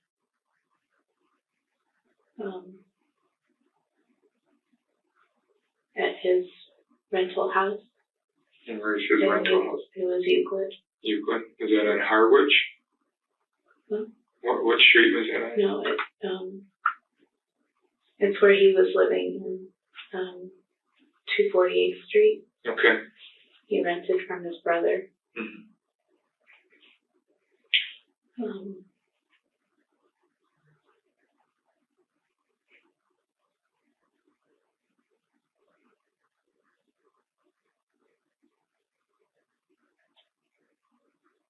He gave birth to it in the toilet.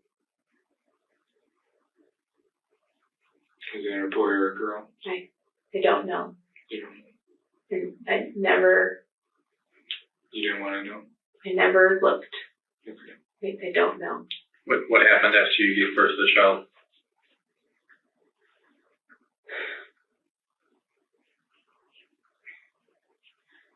I did the same thing.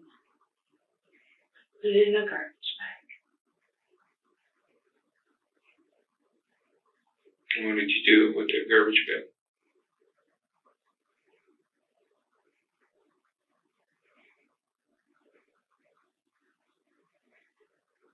I left it.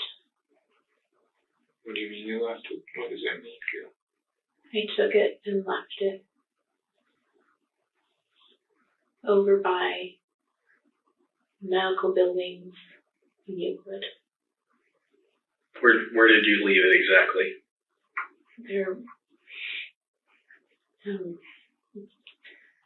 There's a road called Brush Road. Goes up behind very tall medical buildings that are there. And I just left it over in the tall grass. Kind of like field area you left in the tall grass? Yeah. What time of year was this?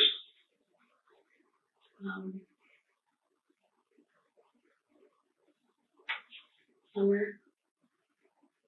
I think it was summer. Summer, and you think you're 21? Do you remember what year it would have been? Gail's family and close friends spoke highly of her and were in disbelief that she was capable of this. They spoke about her good temperament and how dedicated she was to her role as a wife and a mother. People were stunned when they heard that she killed not one, but 2 of her babies. This baby, too, was wrapped in a garbage bag right after birth and thrown out in the wild like its unnamed sibling. Giaga's child had a sibling, one that met a similar fate. And the worst part is that at least Giaga's child was loved and remembered, even if it was by strangers. It has been so long since the first infant was dumped that the likelihood of finding even the remains of the baby is near impossible. Mark, their 3 children, and other family members will have to now live with the fact that they will never be whole. Part of their family was kept a secret from them, a decision that Gail took alone. Okay, like Detective Seaman explained to you, your DNA will hit the database in a matter of days. And it's going to connect to all those files, all those missing unidentified persons. So if you're not being honest with us, we're going to know. So now is your chance to be able to get on the front end of this. There's nothing else you need to tell us. Yeah. Okay.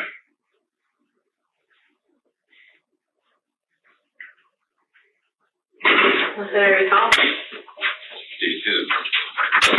You forgotten another incident?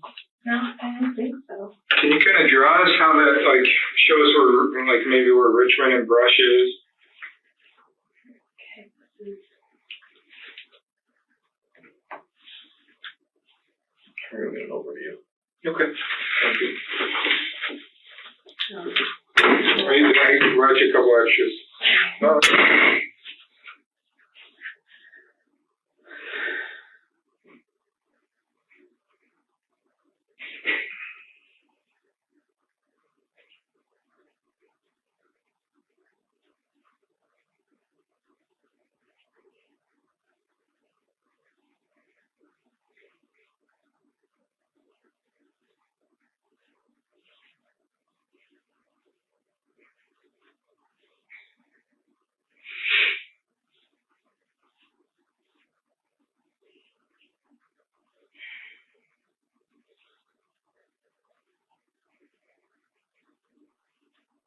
didn't make enough room for 2 buildings. Oh, that's right. One.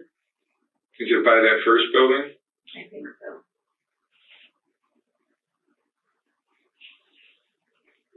So the baby was here? Yeah, somewhere in that. So this is part of Brush Road, or is this like a driveway for the building? Oh, this is brush, and that's the driveway. All right, so that's a driveway right there, and the building's here, and the other building is like right here? Yeah. All right, was there anything over in this field at all? No, just really tall grass. There were houses here. There were houses kind of behind here? Mm-hmm. All right. Was there anything else distinguishable about the area? No, that's what it is. So, and you birthed that child as a full-term baby? I believe so. But it looked full-term? I don't think I even looked at it.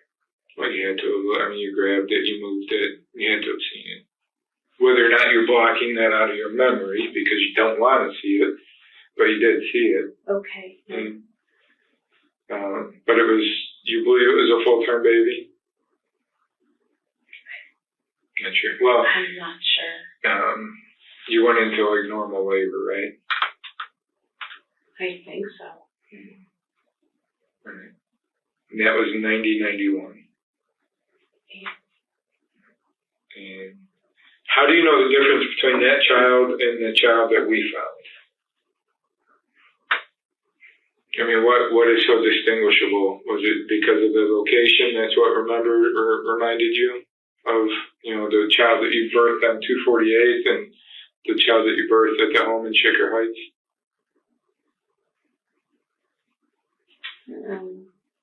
But it's very similar in nature how it happened, right? Yeah.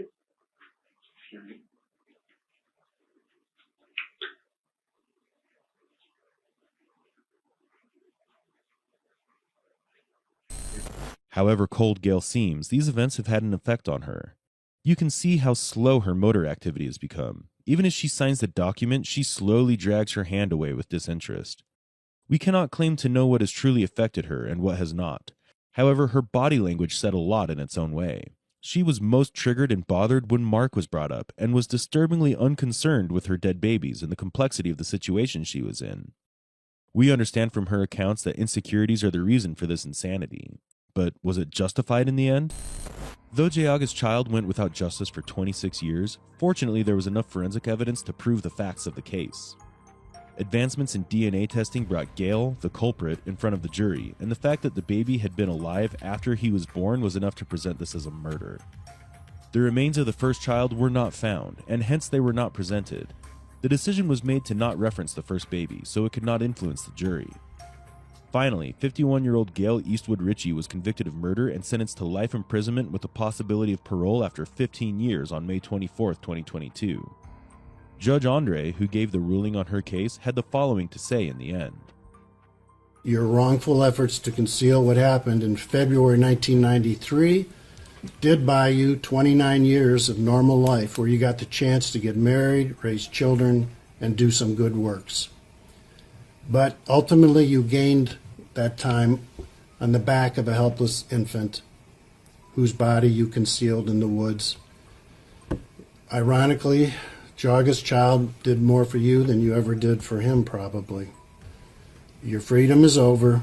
It is finally time to atone for these awful, unnecessary deeds committed 3 decades ago. So I sentence you to life in prison with the possibility of parole in 15 years.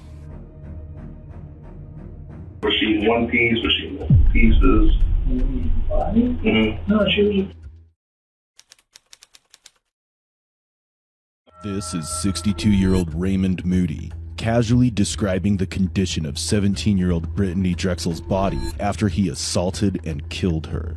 Brittany was just a teenager on vacation in Myrtle Beach, South Carolina, when everything took a dark turn the moment she encountered Moody. These were her final moments before the gruesome murder that left no trace, no evidence, and not even a single suspect. Then, without warning, Moody stepped out of the shadows with a bone-chilling confession that shattered the silence. What he shared was so dark and disturbing that no one was prepared to hear what really happened to Brittany Drexel. Did something happen to stop that? To stop me? Yeah.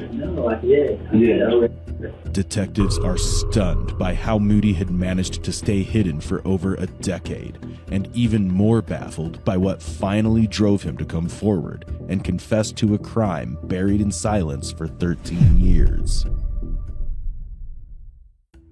On April 22, 2009, 17-year-old Brittany Drexel traveled over 800 miles away from her home in Rochester to the popular South Carolina beach resort town of Myrtle Beach. Her mother didn't approve of the trip, so she quietly set out, keeping it a secret from her. But she was not alone. 2 friends, Elena and Jennifer, joined her in this adventure. However, her adventurous journey was about to turn into a nightmare. 3 days after she reached Myrtle Beach on April 25, 2009, she went to Blue Water Resort to meet Peter Brock. Brittany left the Blue Water Resort around 8:45 p.m., but after 9:15 p.m., Brittany suddenly stopped texting her boyfriend, John Greco. She had disappeared. In June 2016, the FBI got a tip that a person named Timothy Deshaun Taylor had assaulted and shot Brittany to death. However, it turned out to be false information. I may as well start with the obvious question.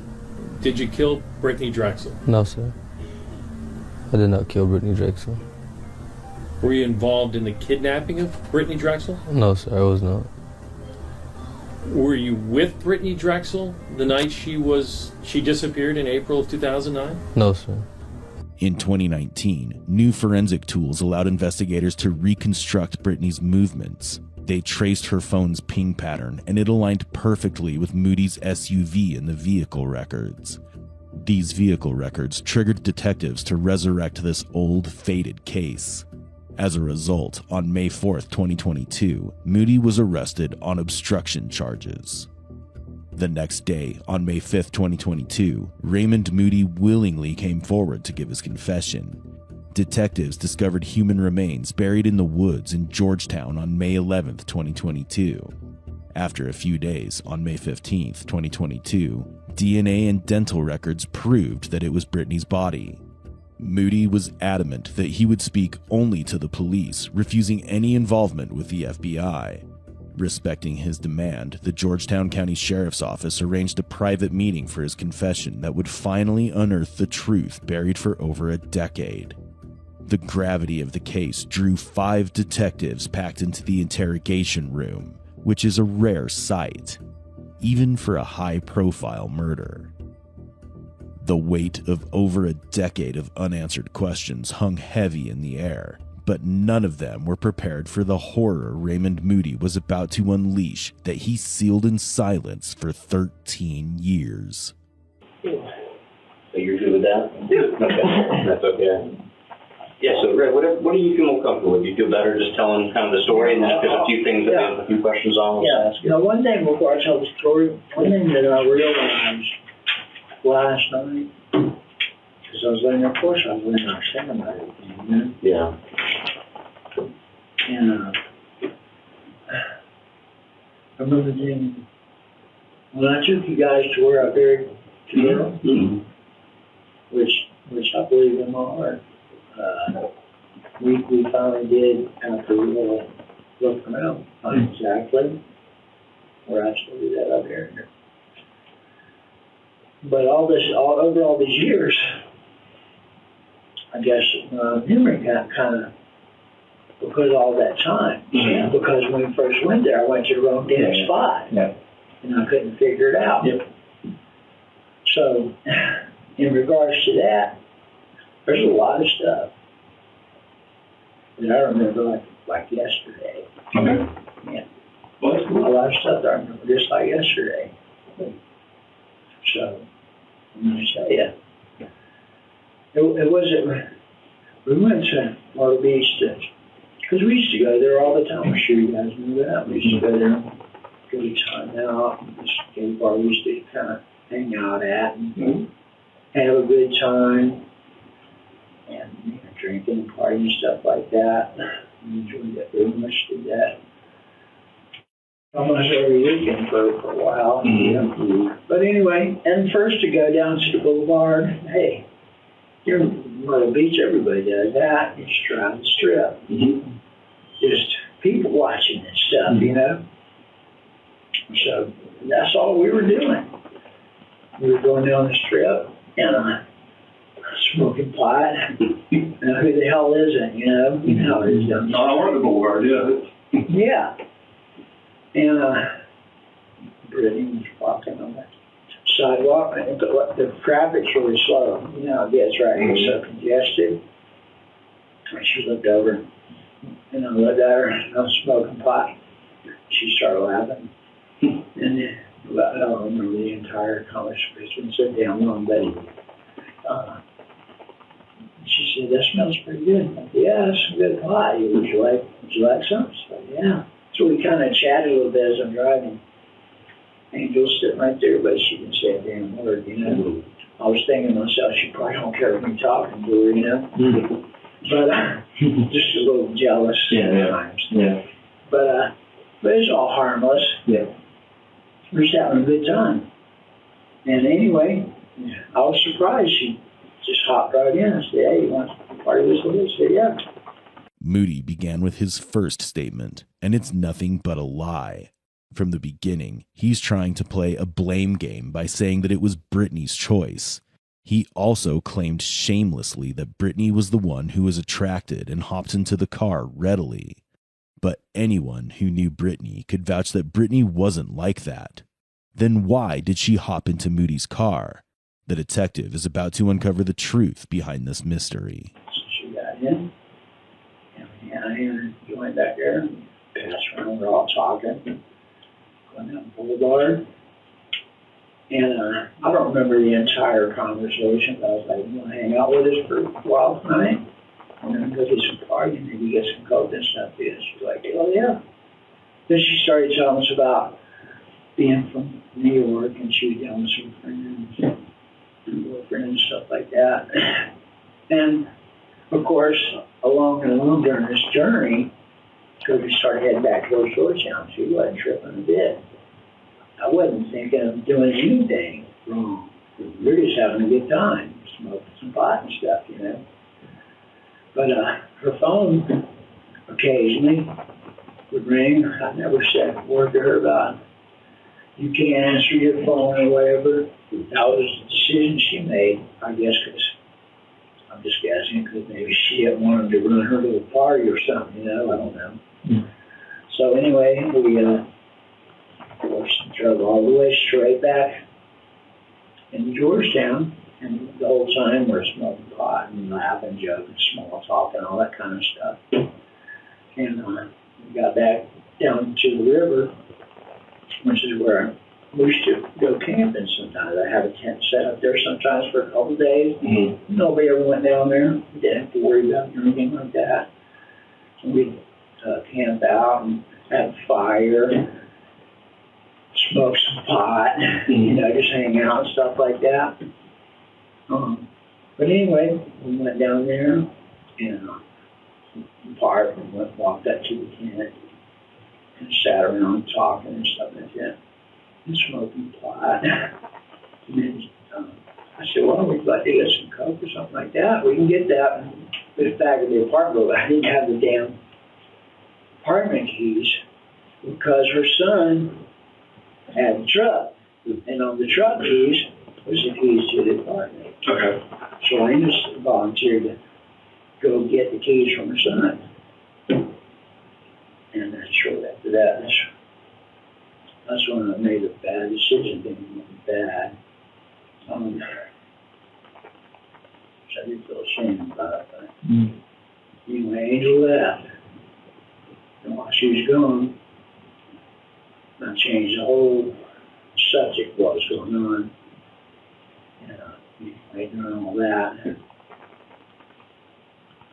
And I thought straying with her. And I was in a panic. I didn't know what to do. Moody finally opens Pandora's box, and what spills out is a tangled mess, a thread of truth buried beneath layers of carefully crafted lies.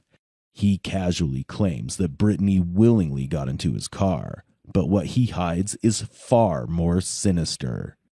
It was his longtime girlfriend, Angela Vaz, who lured Brittany into the trap.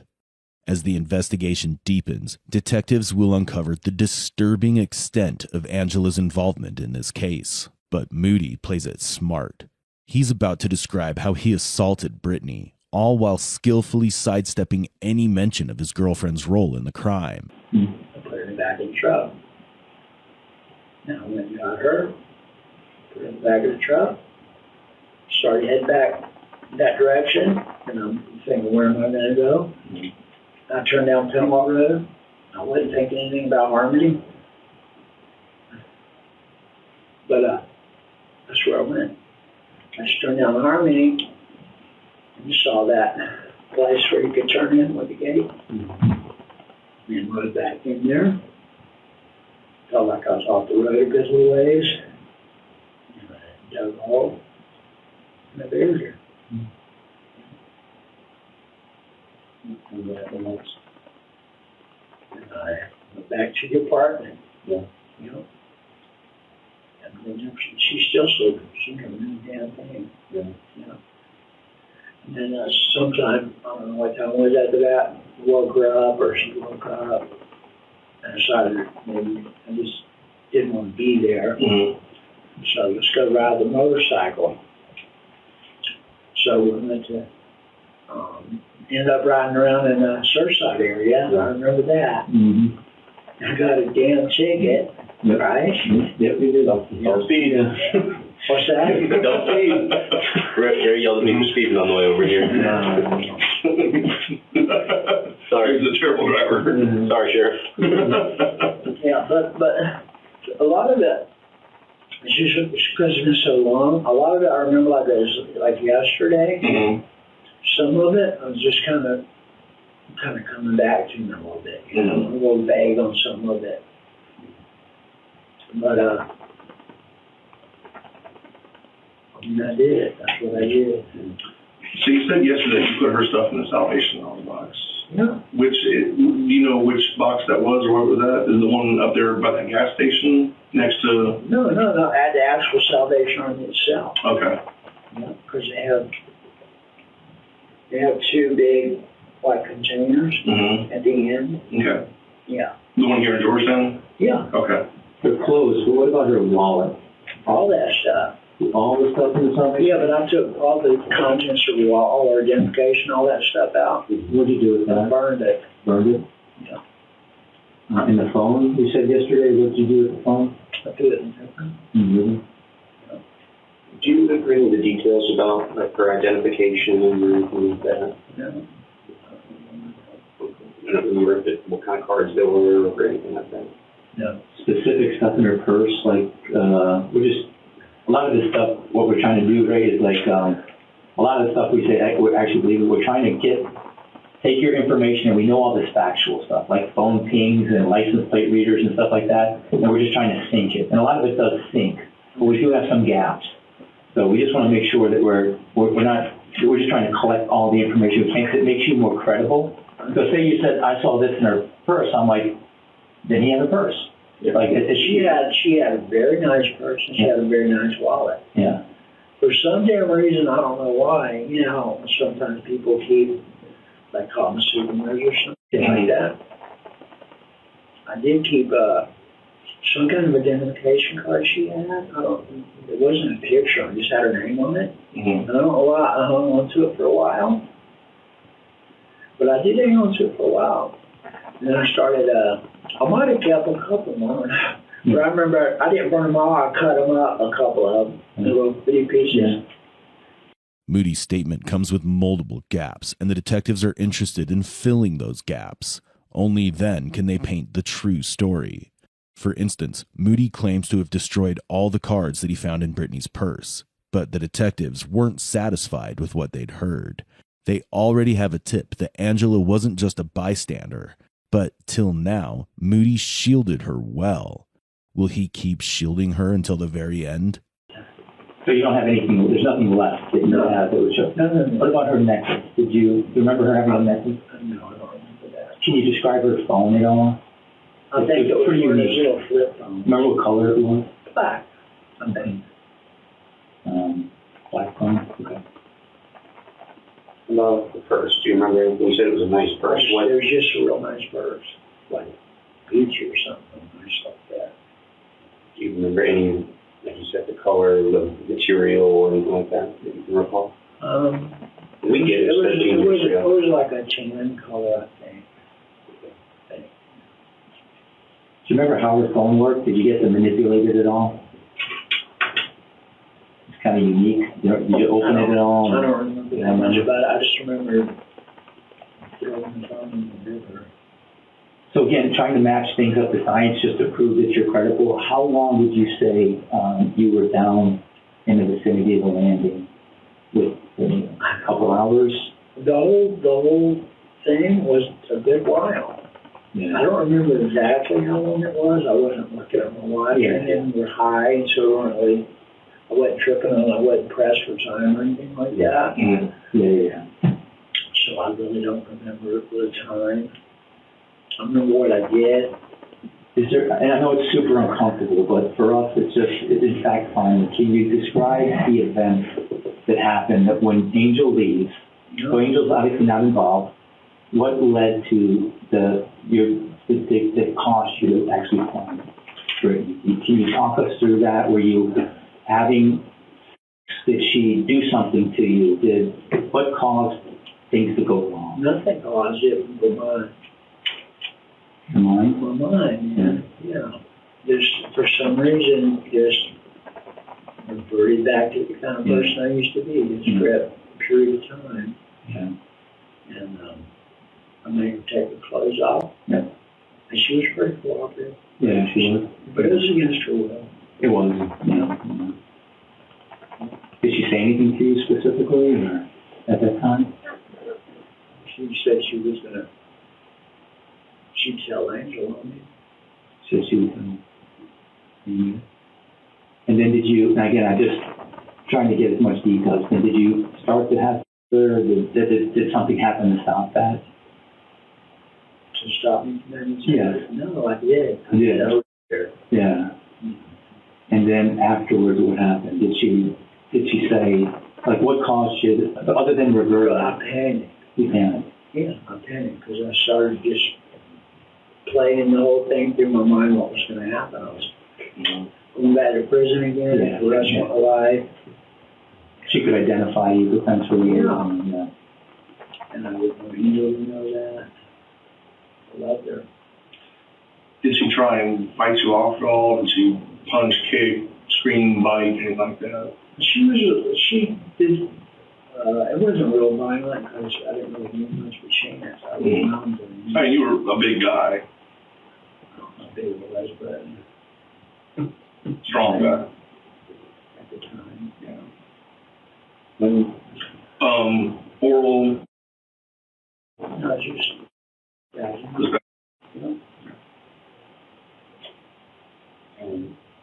Did you, after you heard it, was there any period of time before you strangled her, or was it one after the other? I just some minutes. Do you remember what she was like at any point after you raped her before she died? What was she like our conversation? Yeah, what was she doing? She was just scared. She was scared, I was scared. Moody seems to remember in great detail how he assaulted Brittany. He's not at all repentant. He's recapitulating the incident in such a casual way that it can boil anyone's blood. He states that it was not his original plan to kill her. But what if she gives her statement? He will end up in jail again. This is why he panicked and strangled Brittany to death. But his brutality didn't stop there. Moody is about to describe in chilling detail how he discarded Brittany's lifeless body, moving her as if she were nothing more than an object and burying her mercilessly. Yeah, shot to the tent. And put it in the back of the car. And like I said, when she was, this took place when she was gone, I picked her up and carried her down through here, right over in here, and put her body right underneath the tree. And that's where she stayed until I came back real early the next morning, got her. The next morning? Yeah. Okay. Was it on, you said this was the fence right here? Yeah. So it was on the landing side of the fence? Yeah. Not on the here? No. But, it's a pretty big area. Right. So it wasn't like right on top of this, there was no reason for anybody to be coming through here. I wasn't really concerned about that because it's a real dark area, not lit up. I don't remember being lit up at all. You said that you wrapped her in a blanket. Yeah. Do you remember anything about that blanket? No, I don't. I'm sure I don't know for a fact, but I would imagine that blanket's long gone. So she wasn't buried in a blanket? No. Okay. Were you ever a smoker? No. Okay. Just pot once in a while, Okay. like cigarette smoking when I never did. Okay. Ray, do you remember if anyone else ever came down to the landing just while you were during that whole process of pulled down? I don't remember anything like that, because that would have, I'm sure that would have, especially after that event, it seems like I remember that, but I don't remember anything like that. He moved Brittany's body and left her under a tree overnight. He was pretty confident that no one was going to find her body because it was dark and a deserted trail. He came back the next day with a shovel to bury her. His actions reveal the depths of his monstrosity then and now. Do you remember what you did with the shovel? I really don't. Did you put it back in I'm your not shed? going to return it or not. I imagine he probably would have heard about it from him, right? Right. Would he be like, where's my shovel? He wouldn't. It would have been some period of time before he realized the shovel was gone, Yeah. But I really don't remember what to do with the shovel. Back to the boulevard for a second, Ray. Was this? You said you went to the boulevard often. Was this common, like picking up a girl and maybe asking them to party Is this stuff you did before, or is this the first time? Off the boulevard is the first time that I ever did. Did you do it other places, like where you and Angel would be? There's nothing wrong with if you picked up a girl and there's consensual. We had done that before, so we had a relatively open type relationship. We had a very trusting relationship. Yeah. There was a time or two where like we picked up somebody, not going there to pick them up, it just You happened. saw somebody, you drive by, yeah. Well, no, like if say for instance we were in the bar, meet somebody. Okay. And like we say for instance we had a hotel or something over at the beach. Yeah. I might go back to that hotel with it. Yeah. And that'll happen a couple of times. Yeah. We didn't really pursue that. But I mean, yeah, it did happen a couple of times. You said you're on Ocean Boulevard. You guys were driving before you saw Brittany. Do you remember, were you just driving one direction, both directions? Were you turning around at any point? I don't remember any of that. Yeah, all I remember is from more or less the point when we picked her up and we were going north. But in the past, I imagine there's times where sometimes you go to the strip or something. You might drive to the time or two or whatever, so that would be unusual. But I don't remember that. Yeah. But it wasn't like I was out looking for something. It just happened. You said you were on Ocean Boulevard, so I was trying to figure out, is it one of those, you're going up, going down, going up, going down, or if you were going to somewhere? Where we're going anywhere, we're just driving. Yeah. Just like a lot of people go to the boulevard. Hey, it's been happening for years. When I was a teenage kid, I was on the boulevard too. At the pavilion. Right? You remember the pavilion, right? Picking up a teen girl from the beach area was not new for Moody. This is what he called hunting. But what he carefully concealed here was that his girlfriend, Angela, was his partner in this hunting game and collecting ransoms. In 2011, when Moody first came under the radar, detectives suspected Angela might be involved or hold vital information. But what she revealed during interrogation only brought the investigation to a frustrating standstill. What about that day? Do you remember, were you like staying at the beach that day already? Did you come up that morning? Do you remember anything about that? No. Remember he came up in separate cars? Sometimes, no. We both came up in the... I don't remember it, no, because her son had the truck. The truck. Yeah. That makes right. Yeah, that makes sense. Where was the bike? He had the truck. Where did you keep your motorcycle? You know what? A lot of times I take it like over, pull it over on the trailer and take it. But I wasn't riding the bike that night. We didn't ride the bike till the next morning, You rode the bike the next day because you got the ticket. I got pulled over to speed. I was probably doing like, I don't know, 35 in a 25 mile an hour zone or something like that. Do you remember where did you pick the bike up to come back to Surfside? Do you remember where the bike was kind of in relation to the travel back and forth? Yeah, the bike was I had it on my trailer, and I had it parked at in that place. Just hours after the crime, Moody was pulled over for speeding, a crucial moment that went unnoticed. Later, the detective said in an interview that they caught an offender for speeding who had scratches all over his face, and a teenage girl was missing at the same time. How could they have failed to connect these crucial links back then? If only they had looked closer at Moody, then Brittany's case might have been solved more than a decade earlier. I don't want to put words in your mouth, but was it sudden? Just something just like snapped in my fucking mind, Just like all of a sudden. Just like before I went to prison the first time around. I knew what I was doing, but I wasn't really like in real control of it. I didn't have the character to not act on my impulses, you see. Really didn't. You said you're not a drug user, but you use... Just like sometimes if somebody smokes a cigarette once in a blue moon, they're not necessarily a cigarette smoker, right? Mm-hmm.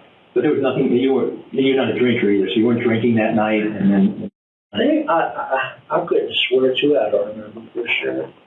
Yeah. So because generally I didn't much drinking and driving, you know. Yep. But there was times where like we go to the beach, go partying at like time out or something, just doing some drinking, you know. Yeah. There was times where I knew that we drank too much and like you can't go anywhere. Yeah. We like stay there somewhere, you know. Yep. For the night. Just to go back to what you said about the goodwill, do you remember when, in the whole sequence of events, you salvation? That's right. You trying to trip me up, man? I'm not trying to trip you up. I'm just trying to put it straight in my mind. No, when in the sequence of events that took place, when did you go there? I couldn't say exactly when that happened, problem. but it was within the next few days or within a week or something like that. I had her stuff put aside in some bags, so it was kind of outside out of mind. Where did you keep it? I think I kept it in the back of the truck, just like it was trash or something, you know. Were they like plastic grocery bags? Or were they Like bags? Walmart bags. You know, I used Walmart bags to put trash and shit in. Yeah. Mm-hmm.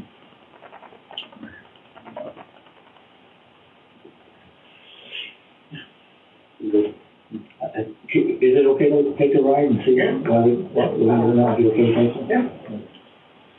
You guys want to step out for a second and then come back here and okay. And that's how Moody wraps up his interrogation.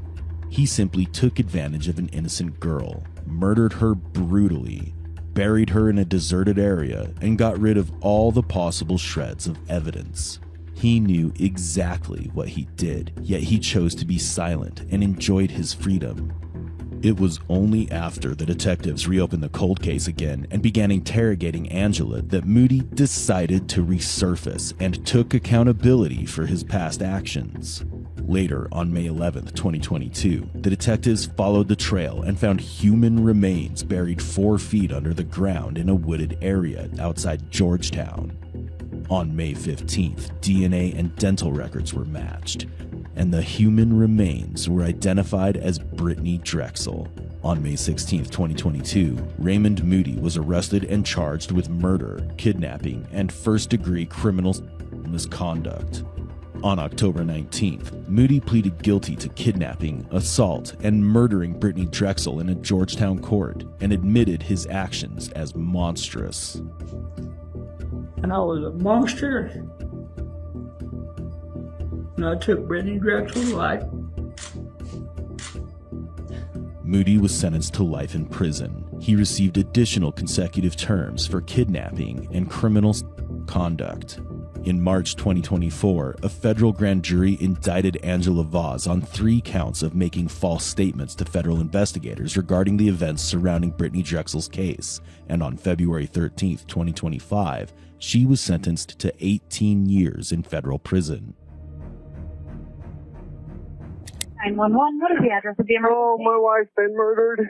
What address is this at? 3466 South 700 East. Okay, repeat the address for verification.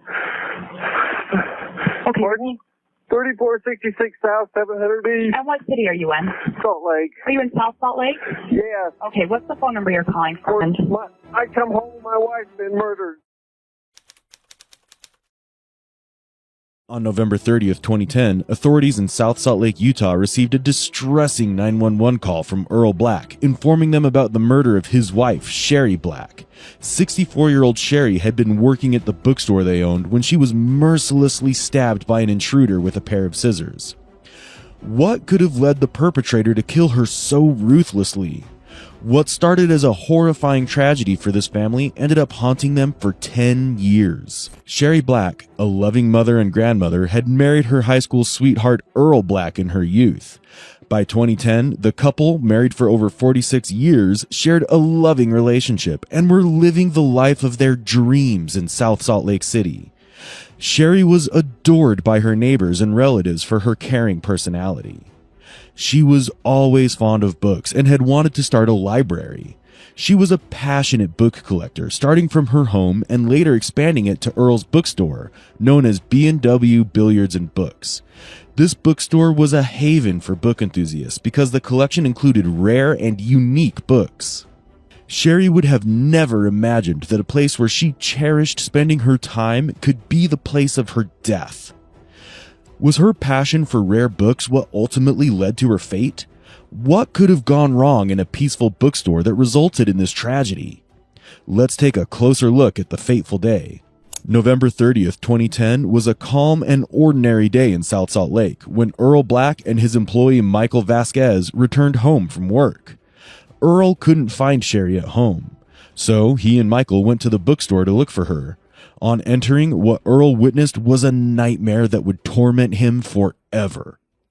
Sherry was lying on the ground, cold, having been stabbed to death with multiple wounds to her head, chest, and torso, which seemed to have been inflicted with a pair of scissors.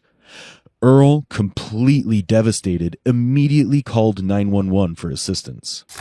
911, what is the address of the emergency? Oh, my wife's been murdered. A pair of scissors sticking in her. Is this a house or an apartment? This is a husband. No, are you at a house or an apartment? I'm in a house in my shop. What's the name of the business? I'm in the other room, yes. Oh. How old is your wife? Okay, is she awake? No, she's dead. Okay, is she breathing at all? No, she's dead. She's cold. Oh. Is the person who did this, could they still be nearby? I doubt it. Is there any serious bleeding? Oh, just get here. Okay, I do have help on the way. I need to ask you some more questions just to get help started, okay? No, just get here. Okay, I have help on the way to you. Is there any serious bleeding? I don't know. She had a pair of scissors sticking in her, and I pulled them out. Almighty. Okay, I'm sending the paramedics to help you now. Stay on the line and I'll tell you exactly what to do next, okay? You said you already took the scissors out? Yes. Oh. Okay, listen carefully. I want you to lay her flat on her back and remove any pillows. I haven't touched her. Okay. Can you get next to her to see if we can start CPR on her? Oh, you can't. She's cold. Oh. Oh, man. What the... Jesus Christ. Where has she been stabbed at? Pardon? Where has she been stabbed at? Oh, I don't know. In the chest. It doesn't matter. Just get here. You can't save her. She's gone. Okay, let me give you some CPR instructions to help her, okay? I can't handle this. Okay, I need you to get in the room with her, and I want you to lay her flat on her back on the ground. She's flat on her back. Okay. I need you to kneel next to her and look in her mouth for any food or vomit, okay? Hey, she's dead. Just get here. So you don't want to do CPR?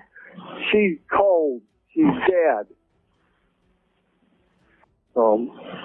Hey, Sherry's been murdered. Yes, get Heidi. Do you have any idea who could have done this, sir? I have no idea. It's the bookstore. I have no idea. At the bookstore? Yes. Where at in the business are you? A bookstore. No, are you, where at? Sir, we're just arriving. Sir, we're just arriving. This is the dispatcher. Just stay on the phone with my friend, okay? Sir, where at inside the building are you? Are you just right inside the doors, or where are you? I'm right inside the door. Mike, you get somebody there. Is that where your wife is at also? She's in the bookstore here. Do you have any idea who could have done this? No. Do you know what time frame this could have happened between? Hey, I just got home. Just goodbye. No, don't hang up, sir. Sir, are you still there? Oh my God. As soon as the officers reached the bookstore, they found the place completely disrupted. Sherry was lying covered in blood, with a jacket covering her chest and waist, and a pair of scissors on the floor. Both Earl and Michael were questioned. Earl mentioned that when he found Sherry naked, he pulled the scissors out from her chest and covered her body with his jacket out of respect. Michael also stated that he had known the duo for 20 years and could not imagine anyone doing this to her. After examining Sherry's body, detectives believed that the murder was likely motivated. However, no physical evidence was found to support this. Moreover, the place was in disarray when the investigators surveyed it, yet there were no signs of theft in the bookstore. As the police department investigated the area, they learned that most witnesses had seen nothing unfamiliar. Surveillance camera footage from a nearby resident captured Earl and Michael leaving around 9:30 a.m. and returning around 1:20 p.m. A few pieces of evidence were found at the crime scene, including bloodstains on the doorknob, a pair of scissors, and an Armani belt near Sherry's body. The blood was submitted for forensic examination, and later a DNA profile was developed. The results showed the DNA of a male suspect. As the investigation proceeded, Earl said that on the day of Sherry's murder, he had a meeting with a book vendor at around 10:30 a.m. The vendor had contacted Earl after Sherry's murder and told Earl that he had visited the bookstore that day. The police officers then contacted the vendor for questioning. The vendor told the police that he visited the store that day and waited for 45 minutes but couldn't find anyone there, so he left. The police speculated that Sherry had been murdered while the vendor was inside the bookstore. These suspicions led the police to call the vendor in for further investigation. The vendor visited the police station with his attorney and was cooperative. He provided all the essentials, including his DNA, for examination. His results didn't match with the evidence found at the crime scene, and he was ruled out as a suspect. With days passing and no new leads, detectives contacted Sherry's friends and family and collected their DNA and palm prints for additional investigation. But the outcome was disappointing. There were no matches. Just a few weeks after Sherry's death, on December 18, 2010, a similar murder of 45-year-old Christine Marie Gable was reported. The perpetrator behind Christine's death was identified as 31-year-old Paul David Vara. Christine was attacked in the same way Sherry was attacked, and this made police think that it was Paul who committed both murders. However, surprisingly, after an investigation, it was found that Paul had been in jail at the time of Sherry Black's murder. Hence, another suspect was ruled out. In 2017, Greg Miller, Sherry's son-in-law, announced a reward of $50,000 for information that would help in solving Sherry's case. This provided the detectives with different leads, but all in vain. Nothing led them to the suspect, and eventually, all the leads were exhausted. As months turned into years, leaving the family in pain, the Black family never lost hope, and still believed that one day the case would reach its conclusion. To keep the case in the public eye, the family took up different activities, such as candlelight vigils, as well as getting media coverage for their story. After nearly 6 years of fruitless investigation, Detective Joe Sutera of the South Salt Lake Police Department, or SSLPD, who led the case, retired in 2017. After this, the case was handled by the SSLPD and the Unified Police Department of Greater Salt Lake, along with cold case detective Ben Pender of the Unified Police Department. In 2017, on the 7th anniversary of Sherry's murder, Sorensen Labs in Utah developed a genealogical profile of the suspect from the DNA collected at the crime scene. On this occasion, Greg Miller also announced an even higher reward of $250,000 for any information that helped point them towards a suspect. Despite this, no significant clues were revealed by anyone who came forward. As the case went cold, in 2018, it was ultimately taken over by Detective Pender. Detective Pender reinvestigated the victim's family and friends to find some leads, but nothing led to solving the case. Later, Detective Pender learned about Paraben Nanolabs, which was beginning to use the latest DNA technology called genealogy, and he provided them with the suspect's DNA sample in the hopes that they could perhaps finally make a difference. As everything else seemed to be falling apart and all the leads were exhausted, this last ray of hope remained. In September 2020, Detective Pender received a call from Carol Rolnick from Parabon Nanolabs, who said that she had managed to trace the suspect's father and grandmother to Sacramento, California. On that particular day, Detective Pender received another call providing the same information from Dr. Barbara Ray Venter, a genetic genealogist who had simultaneously been working on the case. Detective Pender met the suspect's father and grandmother in Sacramento, California. The suspect's father told Detective Pender the suspect's name was Antonio, but he didn't know the last name because Antonio's mother had never confirmed to him that he was actually the biological father. So he had never been in the picture. The father and grandmother willingly provided their DNA samples. After putting the pieces together, Detective Pender was sure they had finally identified Sherry's killer. Now the next step was to get the suspect's DNA to confirm it was a match. After some investigative research, the suspect's name was found to be 30-year-old Adam Antonio Spencer Durborough. Detective Pender located Adam in Orem, Utah, which was 35 miles away from Sherry's bookstore. Officers kept an eye on Adam. When he left his apartment on October 3, 2020, officers followed him to the food court where he ordered himself a meal. When he finished and threw the food containers in the trash, the police were ready to collect those items for DNA testing. After testing, the police got the results on October 6, 2020. Fortunately, it was a match. A decade of pain and non-stop efforts finally brought about a breakthrough. Now, all that was left was to arrest him. A decade-old case was finally unraveled due to the latest DNA technology. After attaining the arrest warrant, 30-year-old Adam Durborough was finally arrested for interrogation on October 10, 2020. The news shook the residents of South Salt Lake City, leaving them with bittersweet emotions. Will the detectives be able to make him reveal why and what led him to commit such a heinous crime? Let's focus and see exactly how the detectives will try to extract the truth from him. Adam, that's right? Yes. And then do you have a middle initial or name? Antonio Spencer. Okay. Where does Spencer come from? That's actually my birth name was Antonio Spencer. Oh, okay. And last name then is Durborough? Durborough, yeah. Durborough. Yeah, it's a weird one. Durborough. Delta Uniform Romeo, Bravo, Oscar, Romeo, Oscar, Whiskey. Okay. Do you have a relationship? And we talked a little bit about your adopted parents, and you asked me about your father. Do you have a relationship with those parents anymore? I do, yes. Do you? Yeah. Okay. I mean, we parents and kids, and of course, sure. I have a different personality than them, so we butt heads a lot, but I do care for them. Sure. I think that's with a lot of us, though. Adopted or not, I think kids and parents butt heads quite often. What were you into before Dungeons and Dragons?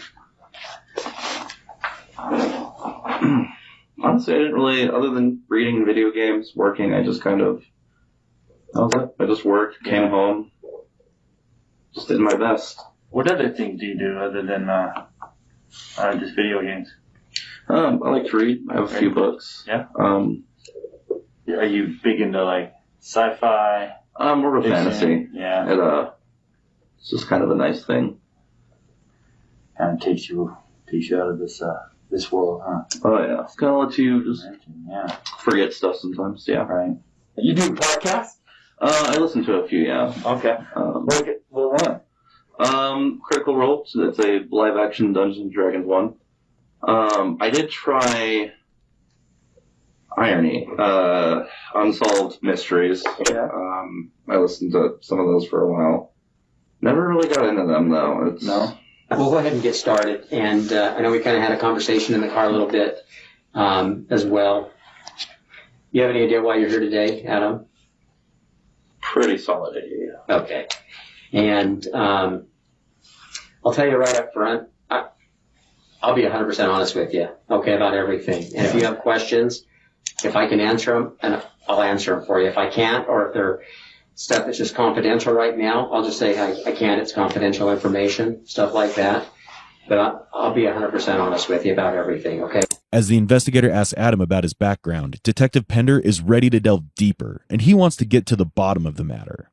I'm not here to trick you up or lie to you or cause any problems or anything like that. The reason you're here today is you're here because of the Sherry Black case. We don't have you here because we're wondering if you did it or not.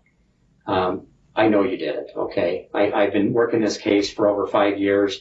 You've probably even seen me on TV before working this case, but I've been very active in this case, and today's the day really that I wanted to try to have an opportunity to talk to you about the why. It's not a matter of who, it's about the why. And listen, I know about your past a little bit. I know about your juvenile history. I know you had a very difficult upbringing, I believe, and maybe I'm wrong, but what I could see, it seems to me that you've kind of had a tough time in your juvenile years, and as you got older, you clearly have matured and you've changed your ways.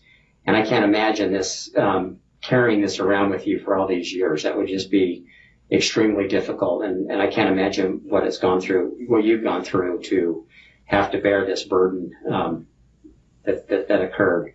If you don't want to talk, you don't have to talk, but I just want to tell you a little bit. I want to talk to you, so I'm not asking you any questions right now. I'm just telling you a little bit about this case. Clearly this was somebody's mother, this was somebody's grandmother. And I think during those times when you were younger and stuff, I think you kind of took off on a bad road. But I think as you were younger and stuff, I think you kind of were exposed to different things that kind of, I think, pushed you that way too. With your mother, I think your mom has a little bit of history, and not that she's a bad mother. I just think some of the things that she was involved in and some of the people she was involved in, you probably were around and saw those types of behaviors. And as a young person, a lot of times we acclimate to that. I mean, if our parents are doing something and we think that might be okay, and in my opinion, I think that's what kind of happened here. Is I think you kind of took a different road, and things happened. And clearly, I think since that time, you've made some huge steps forward as far as changing your ways and trying to be a different person. And clearly you have been, right? You haven't been I can't see any type of history other than you had a couple of retail thefts as an adult. Other than that, I don't see anything there. So clearly you've been able to make some changes and positive changes in your life because of that. I can't imagine anybody else probably even knows about this. You've bottled this up inside for you for 10 years. I can't imagine holding a secret like that for 10 years without being able to talk to anybody about it and kind of get it off my chest and what have you. But you can continue down the path as when you were younger, when you were a juvenile, you can continue down that path. And yeah, it's an easier path right now. There's places to hide and things to, guard yourself a little bit from. Or you can make a change and decide, what, enough's enough. I've carried the burden long enough and I'm going to take the right path. And the right path, as you know, it is going to be a little bit bumpy at first, right? I mean, it's not an easy path to take. But I can tell you, over all the years I've been investigating homicide cases and cold case homicides and being in the same situation with you as I have been with other individuals sitting in that same seat that you're sitting in today, I can tell you when they get it off their chest, they feel a sense of relief and they feel a sense of some calmness in themselves with that, knowing that they've carried that burden around with them. I want to take the why and I want to provide that to the district attorney's office. I mean, clearly I have to screen this case with them. We've already been in contact with them, but I'm going to be screening this case with them this week. And I want to be able to go up there and say, listen, this is what happened. I mean, times were different for him than they are today. This is a different person today. And this is the explanation behind it. Versus just going up and saying, here's our case and we're going to charge him. To me, it makes a lot better sense to be able to provide the district attorney's office a why and kind of personalize you, right? I mean, you're not just anybody or a number. You're an individual, and I want them to see that about you. I truly feel bad for whatever happened to you in your younger years. I think you had a tough time with your mom and with people that she was associating with probably when she was here locally. And then you get in foster or you get adopted, you get adopted. And then this situation with your adopted father happens. When I found that out, it's like, does this guy ever get a break? I truly did. I mean, I just feel like he goes probably from one situation that's not probably the best for a child to be in to another one where you think you're going into a good, wholesome, safe place. And then another situation happens. And it's like, where does this young man get a break at? I want to be able to talk to the family and tell them, listen, this is what happened and this is why it happened. And I can't promise you anything, but here's been my experience. People that cooperate, I tend to think judges, juries, families, people tend to be a little bit more willing to work with that. I don't want to pressure you. I'm not trying to force you to do anything. You, at the end of the day, you're going to make your own decision because like I said, I know coming here in the car, you said if you're going to talk to me about anything, I want legal representation and you are entitled to that for sure. Absolutely you are. It's something I couldn't do today. I would have to go and obviously book you into jail and charge you today with that. But again, I would like the opportunity to be able to go up to the district attorney's office this week and be able to personalize this a little bit with them and explain a little bit more of kind of what was going on in that time in your life. And, again, there might be somewhat of an explanation for all of this too. Adam's silence indicates him accepting the truth, but will he be able to confess to the crime? Just trying to think. Sure. Take your time. When you guys stopped me today, I knew. I mean, I haven't done anything else in my life. But I definitely felt some relief, which sounds odd, I mean, if it's hurt so much for years, why not just come forward, right?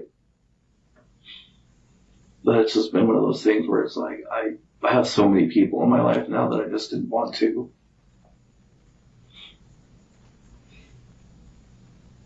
That's so selfish. It's not. I know it sounds like it is, but it's really not, Adam. This family's been, I see them, they ask for answers, not just been.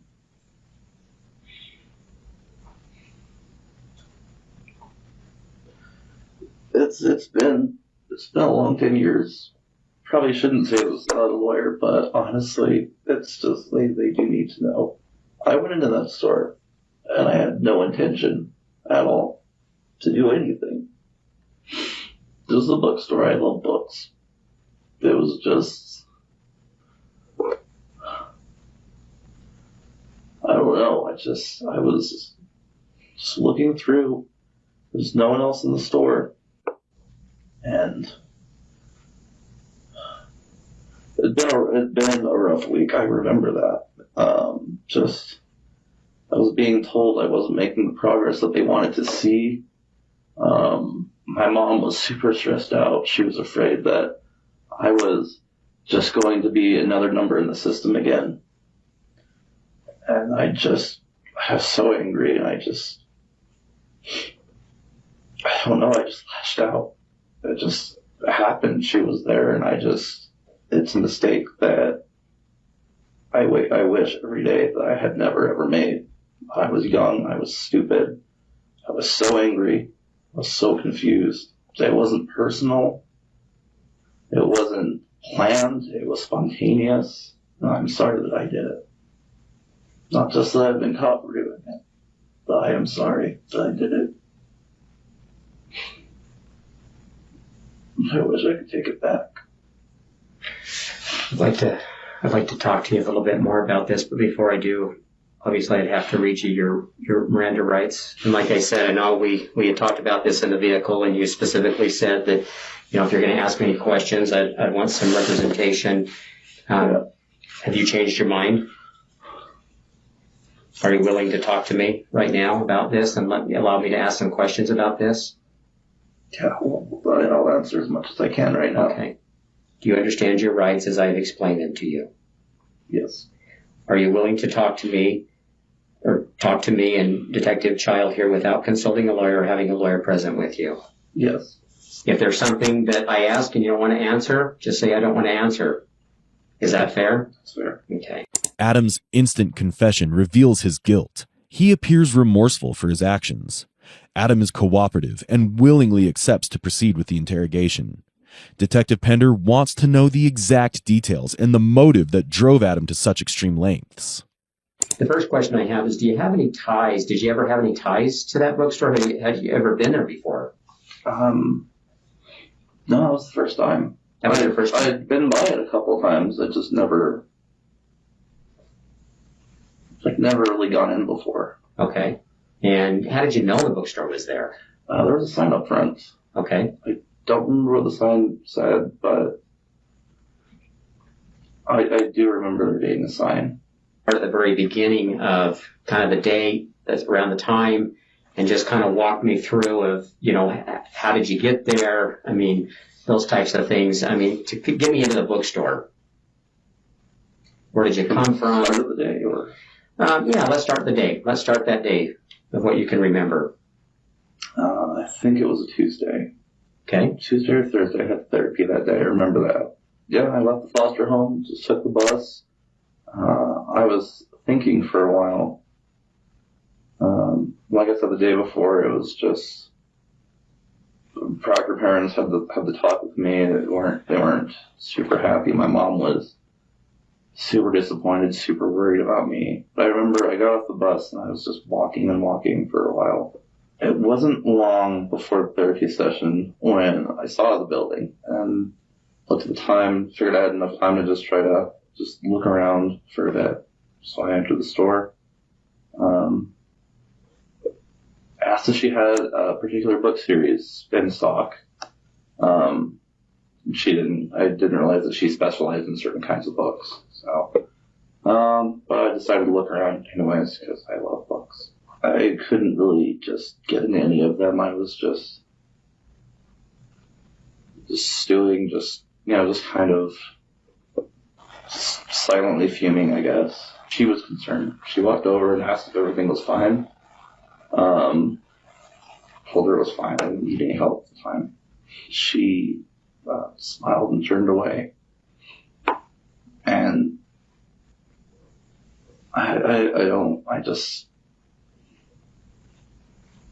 there was just a pair of scissors nearby. And I picked them up. And I hit her. I just hit her in the back of the head. And it's just kind of, I couldn't tell you. I was just so angry. I don't know why. Just so angry and just so, I ran out of that store.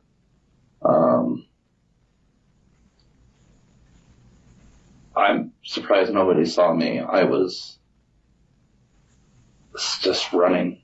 I don't know if I had blood I don't remember if I had any blood on my face or anything, but I just ran. I didn't stop until I got to my therapist's office. Just like a 10, 15 minute run, I think.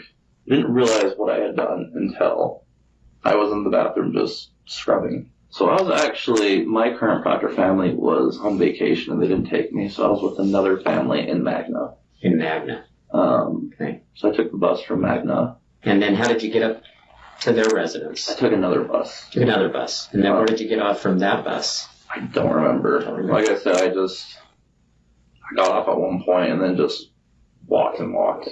Okay. Were you thinking about going to the bookstore, or no? I didn't. You was just going on the bus. Yeah. I just, like I said, I've never really noticed it before. Okay. So you go into the bookstore. How did you enter into the bookstore? From what door? Someone I left, so I assume just the front one. The front door. Okay. Yeah. What does that face? As far as what area does that face? Does it face street? The street. Okay. So you go into that door. In that door, it's open. It was open, yeah. Okay. Was a sign on or anything indicating that it was open? I believe so. Okay. I believe it was a flip sign. So you go into the store. Anybody else there? No, it's just me and her. Just you and her. You and Sherry. Okay. Me and Sherry. So you go in there, you kind of start looking around. You asked her about a series. What series did you ask her that you were looking for, book-wise? Do you remember? No. And she said she didn't have whatever that series was? Yeah. Okay. So you kind of just started looking around the store. Okay. And I know this is the tough part, but this is where we need to dive in a little bit deeper with what actually happens inside of the store. I know you said you had grabbed the scissors. You hit her in the head. Was she facing away from you when you hit her in the head? Yes. I'm sure you know the layout of the place. Right. But it was not in the main area where the cashier station was. Okay. It was kind of that secondary room where the two tables were. Okay. Is it the secondary room behind the cash register, or is it the other secondary room? The other secondary room. Okay. Not the one behind the register. Okay. So you go into that secondary room and she's in there? No, she wasn't in there. Okay. She actually came up to me and asked if everything was okay. Right. Right. Probably had just a really big frown on my face. Sounds like she kind of sensed that something was bothering you probably too, huh? Yeah. That's where I attacked her. So you attacked her in the back room? In, you said that secondary room? In that kind of, that side room. Okay. So I just want to make sure I understand it. So you mentioned you grabbed the scissors and you hit her in the head. And I said, did you hit her in the head in that secondary room? Is that accurate to say? Or was she not back there yet? No, she was back there. She was back there. Was her back towards you then? What was she doing in there? She was turning away, like to walk back towards the main area. When this initially takes place, where are you, in the main area of the store, or are you guys now in the back into one of the secondary rooms? No, we're in the main area. You're in the main area. Okay. So she's walking away, and you said you grabbed some scissors. Where did you see the scissors at? They were on the table, on one of the tables next to me. Okay. They were heavy scissors, very thick. Okay. How big? Can you kind of give me an idea size-wise? they were almost yay big. So you're kind of putting your hands out like about, I'm estimating, shorter. 6 to 8 inches? Yeah. Okay. They were like those heavy shearing scissors. Right. Okay. Do you remember the color of them? Silver. And just all silver? Any other color on them? Just silver. Just silver. Okay. So you said you'd hit her with the scissors? Several times. Several times. And that's as she's walking away from you? Yeah. Okay. What is she doing at this time? She screamed. I don't remember everything here. I've tried. Because there are parts, in the news, there was a report that you found my belt, and I was like, I don't remember ever taking off my belt, but here we are. Was that your belt? I think so. I don't know. Well, did you later realize you didn't have a belt on that day? Well, no, that's the thing. Like, I had a belt, because, I ran, and I used to wear baggy pants. Okay. Running in baggy pants without a belt is just impossible. That has always thrown me. Like, I don't remember taking off any belt, but you guys said that you found a belt at the scene, so I've always just kind of been like... Well, I'm sure you've seen the belt on the news and all over. Is that your belt? No, I wore studded belts. It was a phase. So you don't think that was your belt? I don't think it was, no. The kind of belts I wear are the kind I'm wearing now, and then back then studded belts. Okay. Is there a reason why your DNA would be on that belt? I touched it at one point, honestly, but I don't remember. At one point, I do remember I picked up, it was by her, like, I forget her cashier station, it was this bottle. And I picked it up and hit her over the back of the head with it. Okay. And where is she at that time when you're hitting her over the head? She's on the ground at this point. And still in that area. In the main area of the bookstore? Yeah. Okay. And then I just punched her in the chest a couple of times. Pushed on her chest and just felt something I don't know, I know this is really hard for you, Adam, and I really appreciate your willingness and your truthfulness. Adam's motive is so shocking and odd that it seems difficult to believe. But Detective Pender knows there might be another hidden motive behind this gruesome act. Right? I wouldn't have expected you at the age of 19 to turn yourself in, or 20 or 21. I just wouldn't. I don't remember when, but I tried to cut her throat open. You remember that? Same scissors. I didn't put myself inside her. I didn't have sex with her. I don't remember how I cut myself or when I cut myself. I do remember I was bleeding from my hand somewhere for sure. That's all I remember. So when you talked about taking off her bra, and then you said you just looked at her. At this point, what is Sherry doing?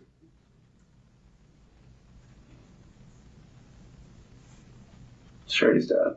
She's dead. When you leave, do you take anything from the store? No. No books? No money? Nothing? I ran.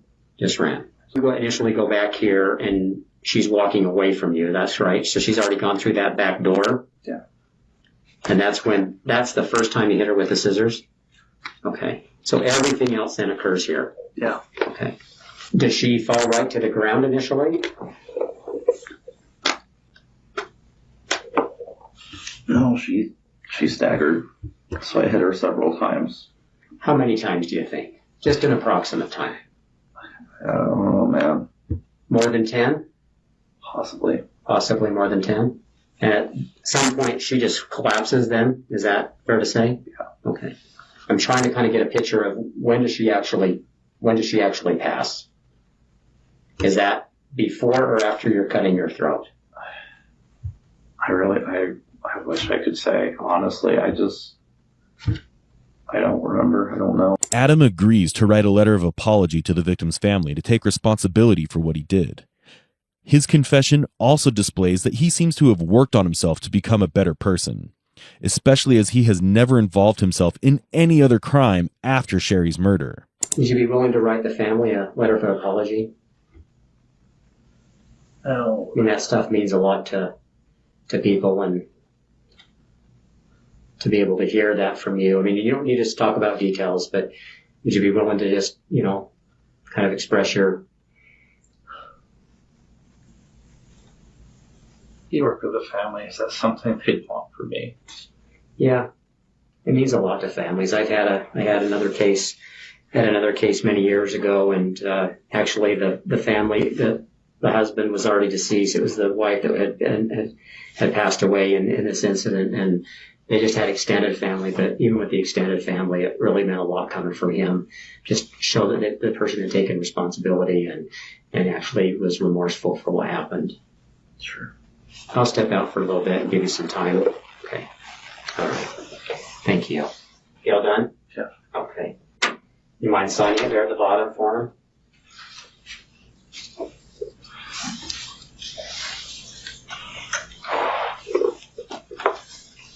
Any other cases out there? No. This is it? This is it. Okay. No other things you were involved with after this occurred that would catch up to you or anything? It's what I've earned.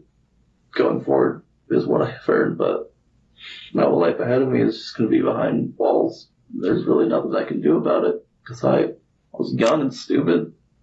Didn't think where will this take me on the road. It's just my life now. I really am sorry. This is a decision that just rocks so many people's lives. Just mine. It's every day. I've driven down the freeway, seen her face. Just every year. I'm like, I should just do it. Just turn yourself in. Just get it over with. But then I look at everything I worked for. I'm like, I can't just throw this away. It's hard for this. I've come so far. I can't just throw it away, even if I should. You're going to put your hands behind your back? Adam's troublesome relationship with his parents, his juvenile record, and his years of conflict and piled up aggression are what turned his life upside down and have now led him behind bars. In October of 2020, Adam was taken to South Salt Lake Adult Detention Center, where he was booked with a homicide charge. After a shocking and baffling homicide, prosecutors today charged an Orem man with aggravated murder in the death of South Salt Lake grandmother Sherry Black. Today, Salt Lake County District Attorney Sim Gill revealed how DNA evidence finally cracked this decade-long cold case. I think there is a sense of certain relief because when you have a murder and the murderer suspect is not identified, then there is always this unknown that's in our community. So I think there is a great sense of relief.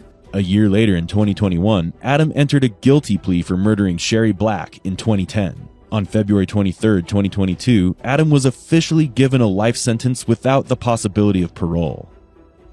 Sherry Black was found beaten and stabbed to death in her bookstore in South Salt Lake on November 30th, 2010. Today, the man responsible for her death was sentenced to life without parole. It's not a joke that I killed Vicky Kushman, all right? Nobody thinks it is. Stop. All right. Take a break. Okay. Come on, Todd. On August 11th, 1989, Victoria Kushman, a 29-year-old employee at an alpine ski and dive shop located in Warwick, Rhode Island, failed to report to work. She had always informed her coworkers when she was going to miss work, so some of her colleagues went to check and see if she was all right once their shift was done. Upon reaching Victoria's apartment, they saw something they didn't expect. The door to Victoria's apartment was wide open, and her body was lying lifeless in the living room. What would unfold would be a long and twisted story that would take years to reach a conclusion. Who could have killed Victoria, and what reason could they have had for doing so? This case takes us to Warwick, Rhode Island. Warwick is a city in Kent County and is also the third largest city in the state. It is also a place that is filled with lush green trees, beautiful beaches, and a variety of adventure sports companies. One such company, Alpine Ski and Dive Shop, was located in this area. It was here that Victoria Kushman was employed in 1989 when she was tragically killed. Victoria Kushman, also called Vicky, was born in 1960. Although we don't have much information about her early life, we do know that Victoria had an outgoing and friendly personality. We also know that she had previously served in the U.S. Army before she began working at the Alpine Ski and Dive Shop. By 1989, Victoria had reached the age of 29 but was unmarried. She had been in a few relationships, but nothing seemed to work out for her. At the Alpine Ski and Dive Shop, she worked in sales. Victoria found the job very exciting since she loved to socialize, and this allowed her to meet new people through the many customers that came to the store. She was very friendly, which made her popular with her coworkers as well. When her shift ended, Victoria would go back home to an apartment complex that was located right next to her workplace. There, she lived alone and was looked upon as a self-sufficient woman. She was also very consistent and conscientious in her work. The Alpine Ski and Dive Shop where Victoria worked was a very popular location in 1989 since it had a large selection of sports equipment. It was a frequent destination for people who were looking to purchase the latest sports equipment, and for this reason, many young men and women were employed there. One of the many customers who frequently visited was Scott Hornoff. Scott Hornoff was a 27-year-old police officer in Warwick, Rhode Island. He was a member of the Warwick Police Scuba and Underwater Assault Team. Though we do not have further information about Scott and his history, we do know that he was married and also had an infant child when he first met Victoria. Scott would often come to the ski and dive shop to buy sports gear for his team, since he worked with the Scuba and Underwater Assault Team. He would also go there to buy sports gear for himself. While at the store, he often portrayed himself as a very decent man. His good-natured personality was one of the many things that caught the attention of many young women, especially Victoria. Scott was also an attractive man, and over time Victoria began to develop feelings for him. The first time Victoria met Scott was at the deck of the Coast Guard house in Narragansett. Later he would come to the shop. Whenever he'd come to the store, she would go over and try to help him out with whatever he needed. Scott found Victoria to be an attractive young lady. Despite him having a wife and a child, it didn't take long for the two of them to start an unofficial relationship after they got to know each other. This happened in the summer of 1989. During this time, Scott and Victoria would often meet, and the two seemed pretty close to one another. Scott would also park his vehicle near the apartment where Victoria lived. On days when Scott wasn't around or was busy with his work, Victoria would confide her feelings to her friend, who worked with her at the Alpine Ski and Dive Shop. Victoria would often mention that she wanted to have stability in their relationships and one day become a wife to the man she loved. It was clear to her friends that Victoria had fallen in love with Scott, but everything changed for Victoria on that fateful day of August 11th, 1989. On this fateful day, everything seemed pretty normal at the Alpine Ski and Dive Shop. There were plenty of customers, and things were busy as ever, but Victoria was nowhere to be found. She did not report to work at all that day. Victoria had always been extremely reliable when it came to her work, so this unexplained absence was highly unusual. There were days when she wasn't well, but still made an effort to show up, so this made Victoria's co-workers and employer worried as to why she hadn't shown up to work. So two of them made it a point to go and check on her after their shift ended. They both made their way to Victoria's apartment, which was right next to their workplace. As they reached her apartment, they noticed that the door was wide open. As they stepped into the house, they witnessed the most gruesome and horrifying scene they had ever seen. They saw Victoria's body, bloody and lifeless, lying on the floor of the living room. They were so terrified by what they saw that they called the Warwick Police Department right away to report the crime. Victoria's body was found in the living room near an open window above the front porch roof when the police arrived at the scene. Her head was bloodied and beaten. She was lying face down and slightly to the side. Her lips were also bruised. On further investigation, the investigators discovered that the window's screen was open. A pair of inverted yellow rubber gloves and a fire extinguisher were also found close to her body. The police initially believed, based on a cursory inspection of the scene, that a potential burglar had climbed the pipe from the exterior part of the house and entered the apartment through the porch window. Victoria might have been hit with the fire extinguisher there, and then the perpetrator ran away. Dr. Henry Lee, who was a noted criminalist at the time, also found a smear of blood on the lock of the screen window. Could this just have been a burglary gone wrong? Or was there something else to the story? Well, an autopsy was conducted on Victoria's body to see if she had been sexually assaulted, but that was ruled out. The only evidence they had was that Victoria received a violent blow on the head that fatally killed her in an instant. There were also marks around her throat that showed that the assailant had choked her before instantly killing her. Who could have committed the crime? Since there were no signs of forced entry or struggle, it was believed that Victoria had known who the perpetrator was. The news of Victoria's murder shocked the residents of Warwick. But what was even more terrifying for them was that there was a killer on the loose and that there was not yet a suspect in the case. The investigators and police officers of Warwick were trying everything they could to find their potential suspect. They were looking for someone who could have been personally acquainted with Victoria and visited her late at night, since, as per the testimony from Victoria's neighbors, they had heard a distinctive footstep during the wee hours of August 11th, 1989. However, they were not certain about who it could have been. While investigating other acquaintances who knew Victoria, the police found something that would be crucial to the murder. It was a letter. Victoria had written the letter, which reflected her feelings and longing for Scott Hornoff, the same person she had kindled a flame with a month ago. According to the letter, Victoria was requesting that Scott not leave her alone, and it was evident that Scott and Victoria were having an affair. The words Victoria used in the letter showed that she had real deep emotions for him. But Scott seemed to have wanted their affair to end, since he was already a married man and had also recently welcomed a child into his family.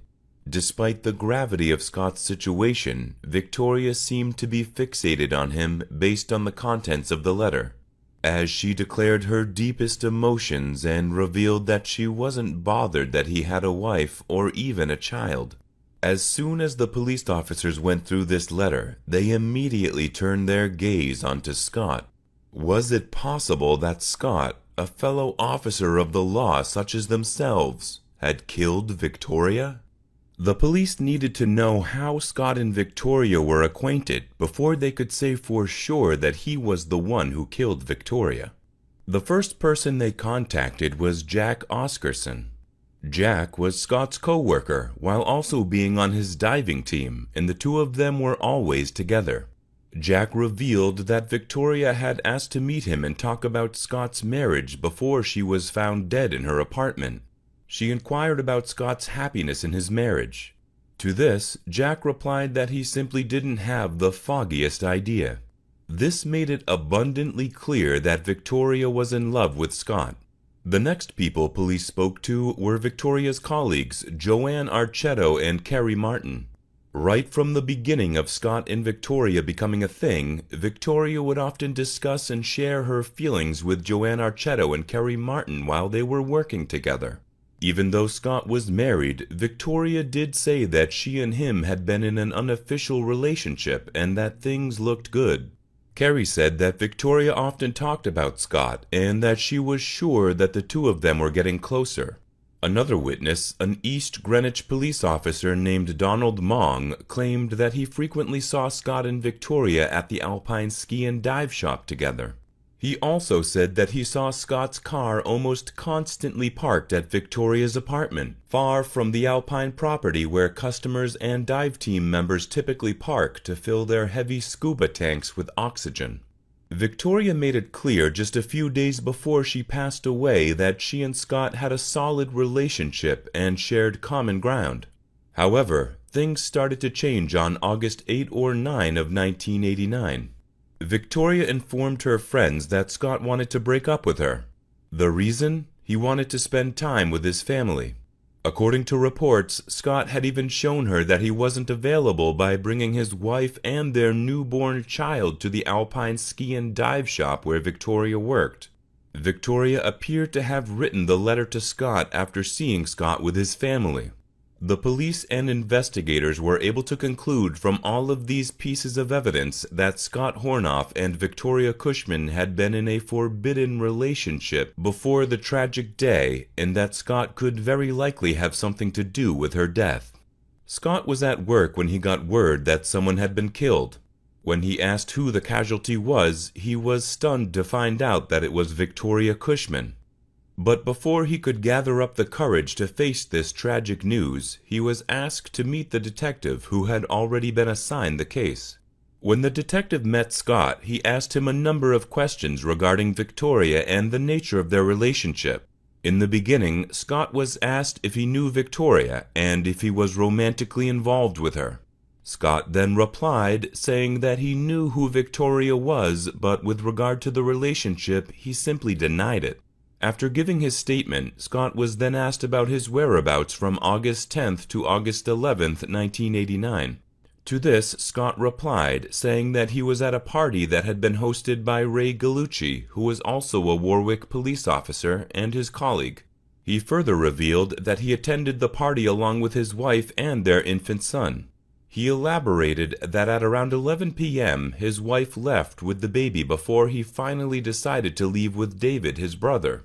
David, Scott's brother, had apparently dropped Scott off at the front door of his house before leaving. Scott was then asked if he had consumed any sort of alcohol, and to that he replied that there were alcoholic beverages available around the party. After hearing this statement from Scott, the detective wanted to conduct further research to determine if he was really telling the truth. The detective and his team who were assigned the case then found and made a list of the people who attended the party and started interrogating them regarding the whereabouts of Scott. The team wanted to know everything there was to know about the night Victoria was murdered. Further research done by detectives had them interrogate David, who was Scott's brother. David was also at the same party that Scott attended. When asked about the party, David revealed that Scott was in fact drinking during the party, but didn't seem drunk like the others. He later added that he dropped Scott off at home after 11 p.m. Other additional witnesses also came forward and confirmed that Scott was not intoxicated and that he was in a very good mood. Deborah, who was the party's hostess, was also interrogated. She gave the police more information, saying that she saw Scott come back to the party between 1 and 2 a.m. and then leave with a pack of cassettes. She likewise added that Scott looked exceptionally pale and dazed compared to how he had been before he left with his brother. After the detective and the police officers had finished recording all of these testimonies, they broke down the timeline between the moment he left the party and when Victoria was killed. Surprisingly, they discovered that the time period corresponded precisely. This was another step closer to building a case against Scott, whom the detectives were now beginning to suspect more and more. After the detectives got all the information from all the witnesses, he made sure to interrogate Scott once again. Scott was asked if he knew Victoria Kushman well and if he had any romantic relationship with her. The statement recorded during this time was different from what the detectives heard. This time, Scott agreed that he knew Victoria and confirmed that he did have a romantic relationship with her. He was further asked if he remembered returning to the party as Deborah had stated earlier in the interrogation. To this, he confirmed that he had in fact gone back home with his brother, but on remembering that he had a few cassettes left at the party, he made his way back to retrieve all of them before finally leaving once again. By this time, the detectives had accumulated a lot of evidence against Scott. Other evidence found at the crime scene, like the smear of blood and DNA from the gloves that lay on the floor, were also collected. But the problem was that during that time in 1989, matching the suspect via a DNA test wasn't readily available, so they had to rely on whatever other evidence they had found. To be sure, the Warwick police conducted 2 polygraph tests on Scott while interrogating him, but he passed. But even then, despite this fact, the detectives knew and had a gut feeling that it was him who killed Victoria. Scott, on the other hand, fought for his rights. He claimed that he did not kill Victoria. He even claimed several appeals against the motion, but it was all in vain. All of his appeals were denied. 5 years after the killing of Victoria Kushman in 1994, Scott Hornoff was arrested. The decision was made by the Rhode Island Attorney General because they transferred the case to the state police. Scott received a lifetime in prison and was charged with first-degree murder and assault. With Scott behind bars, everyone working on the case felt relieved because they had finally put the killer behind bars. But on the contrary to this, Scott wasn't satisfied with the verdict and was sure that he was innocent and was determined to prove it.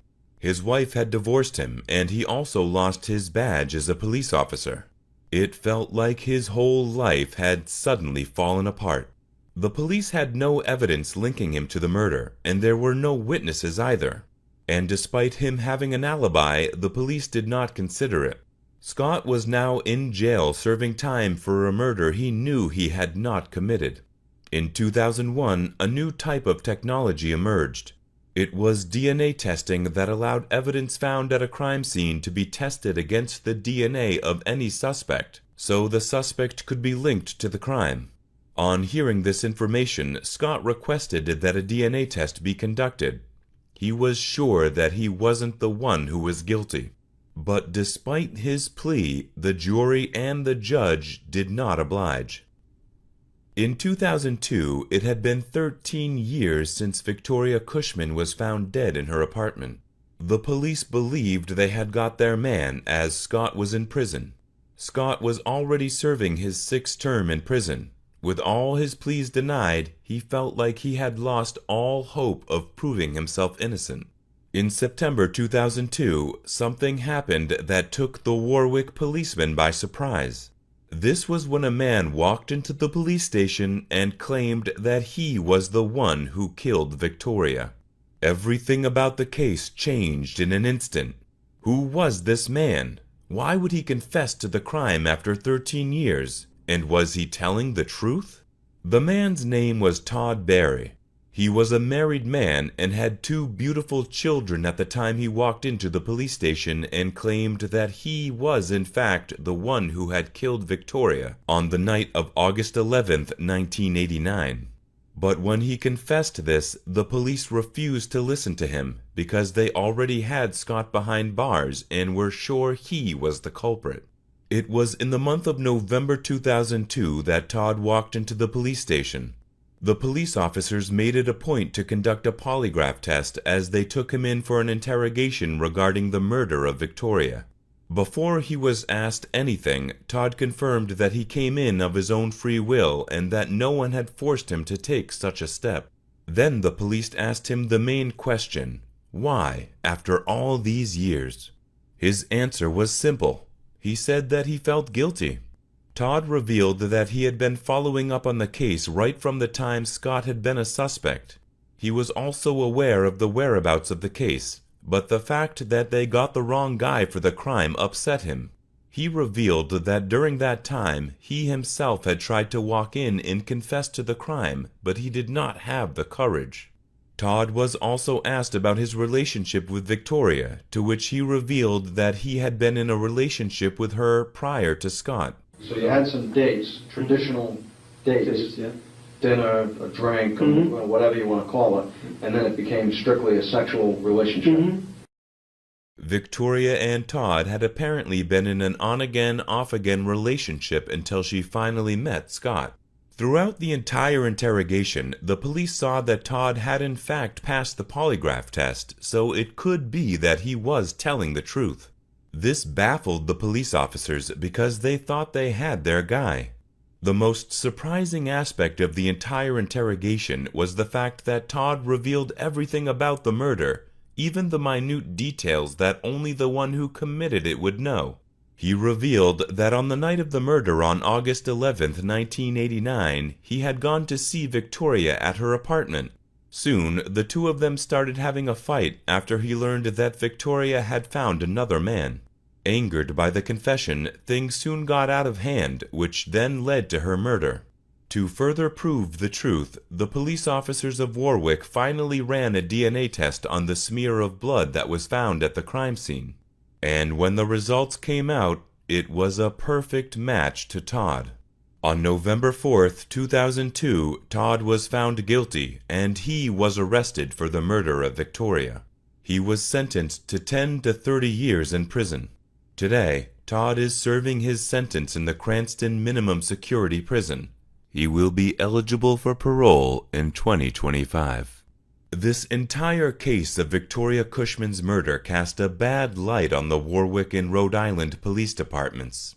The fact that they had inadequately investigated the matter and sentenced an innocent man to life in prison was a terrible outcome. Todd Barry hadn't even been a suspect during their original investigation, even though he lived near Victoria's apartment. The investigators had found records of Victoria's telephone numbers, which also included Todd's, but never thought to suspect him. If it wasn't for Todd's conscience and his confession, Scott would still be in jail. It seemed like the detectives had had tunnel vision when it came to Scott after they had found the letter Victoria wrote to him. 4 months after Todd was found guilty in January 2003, Scott was released from jail and his crimes were exonerated.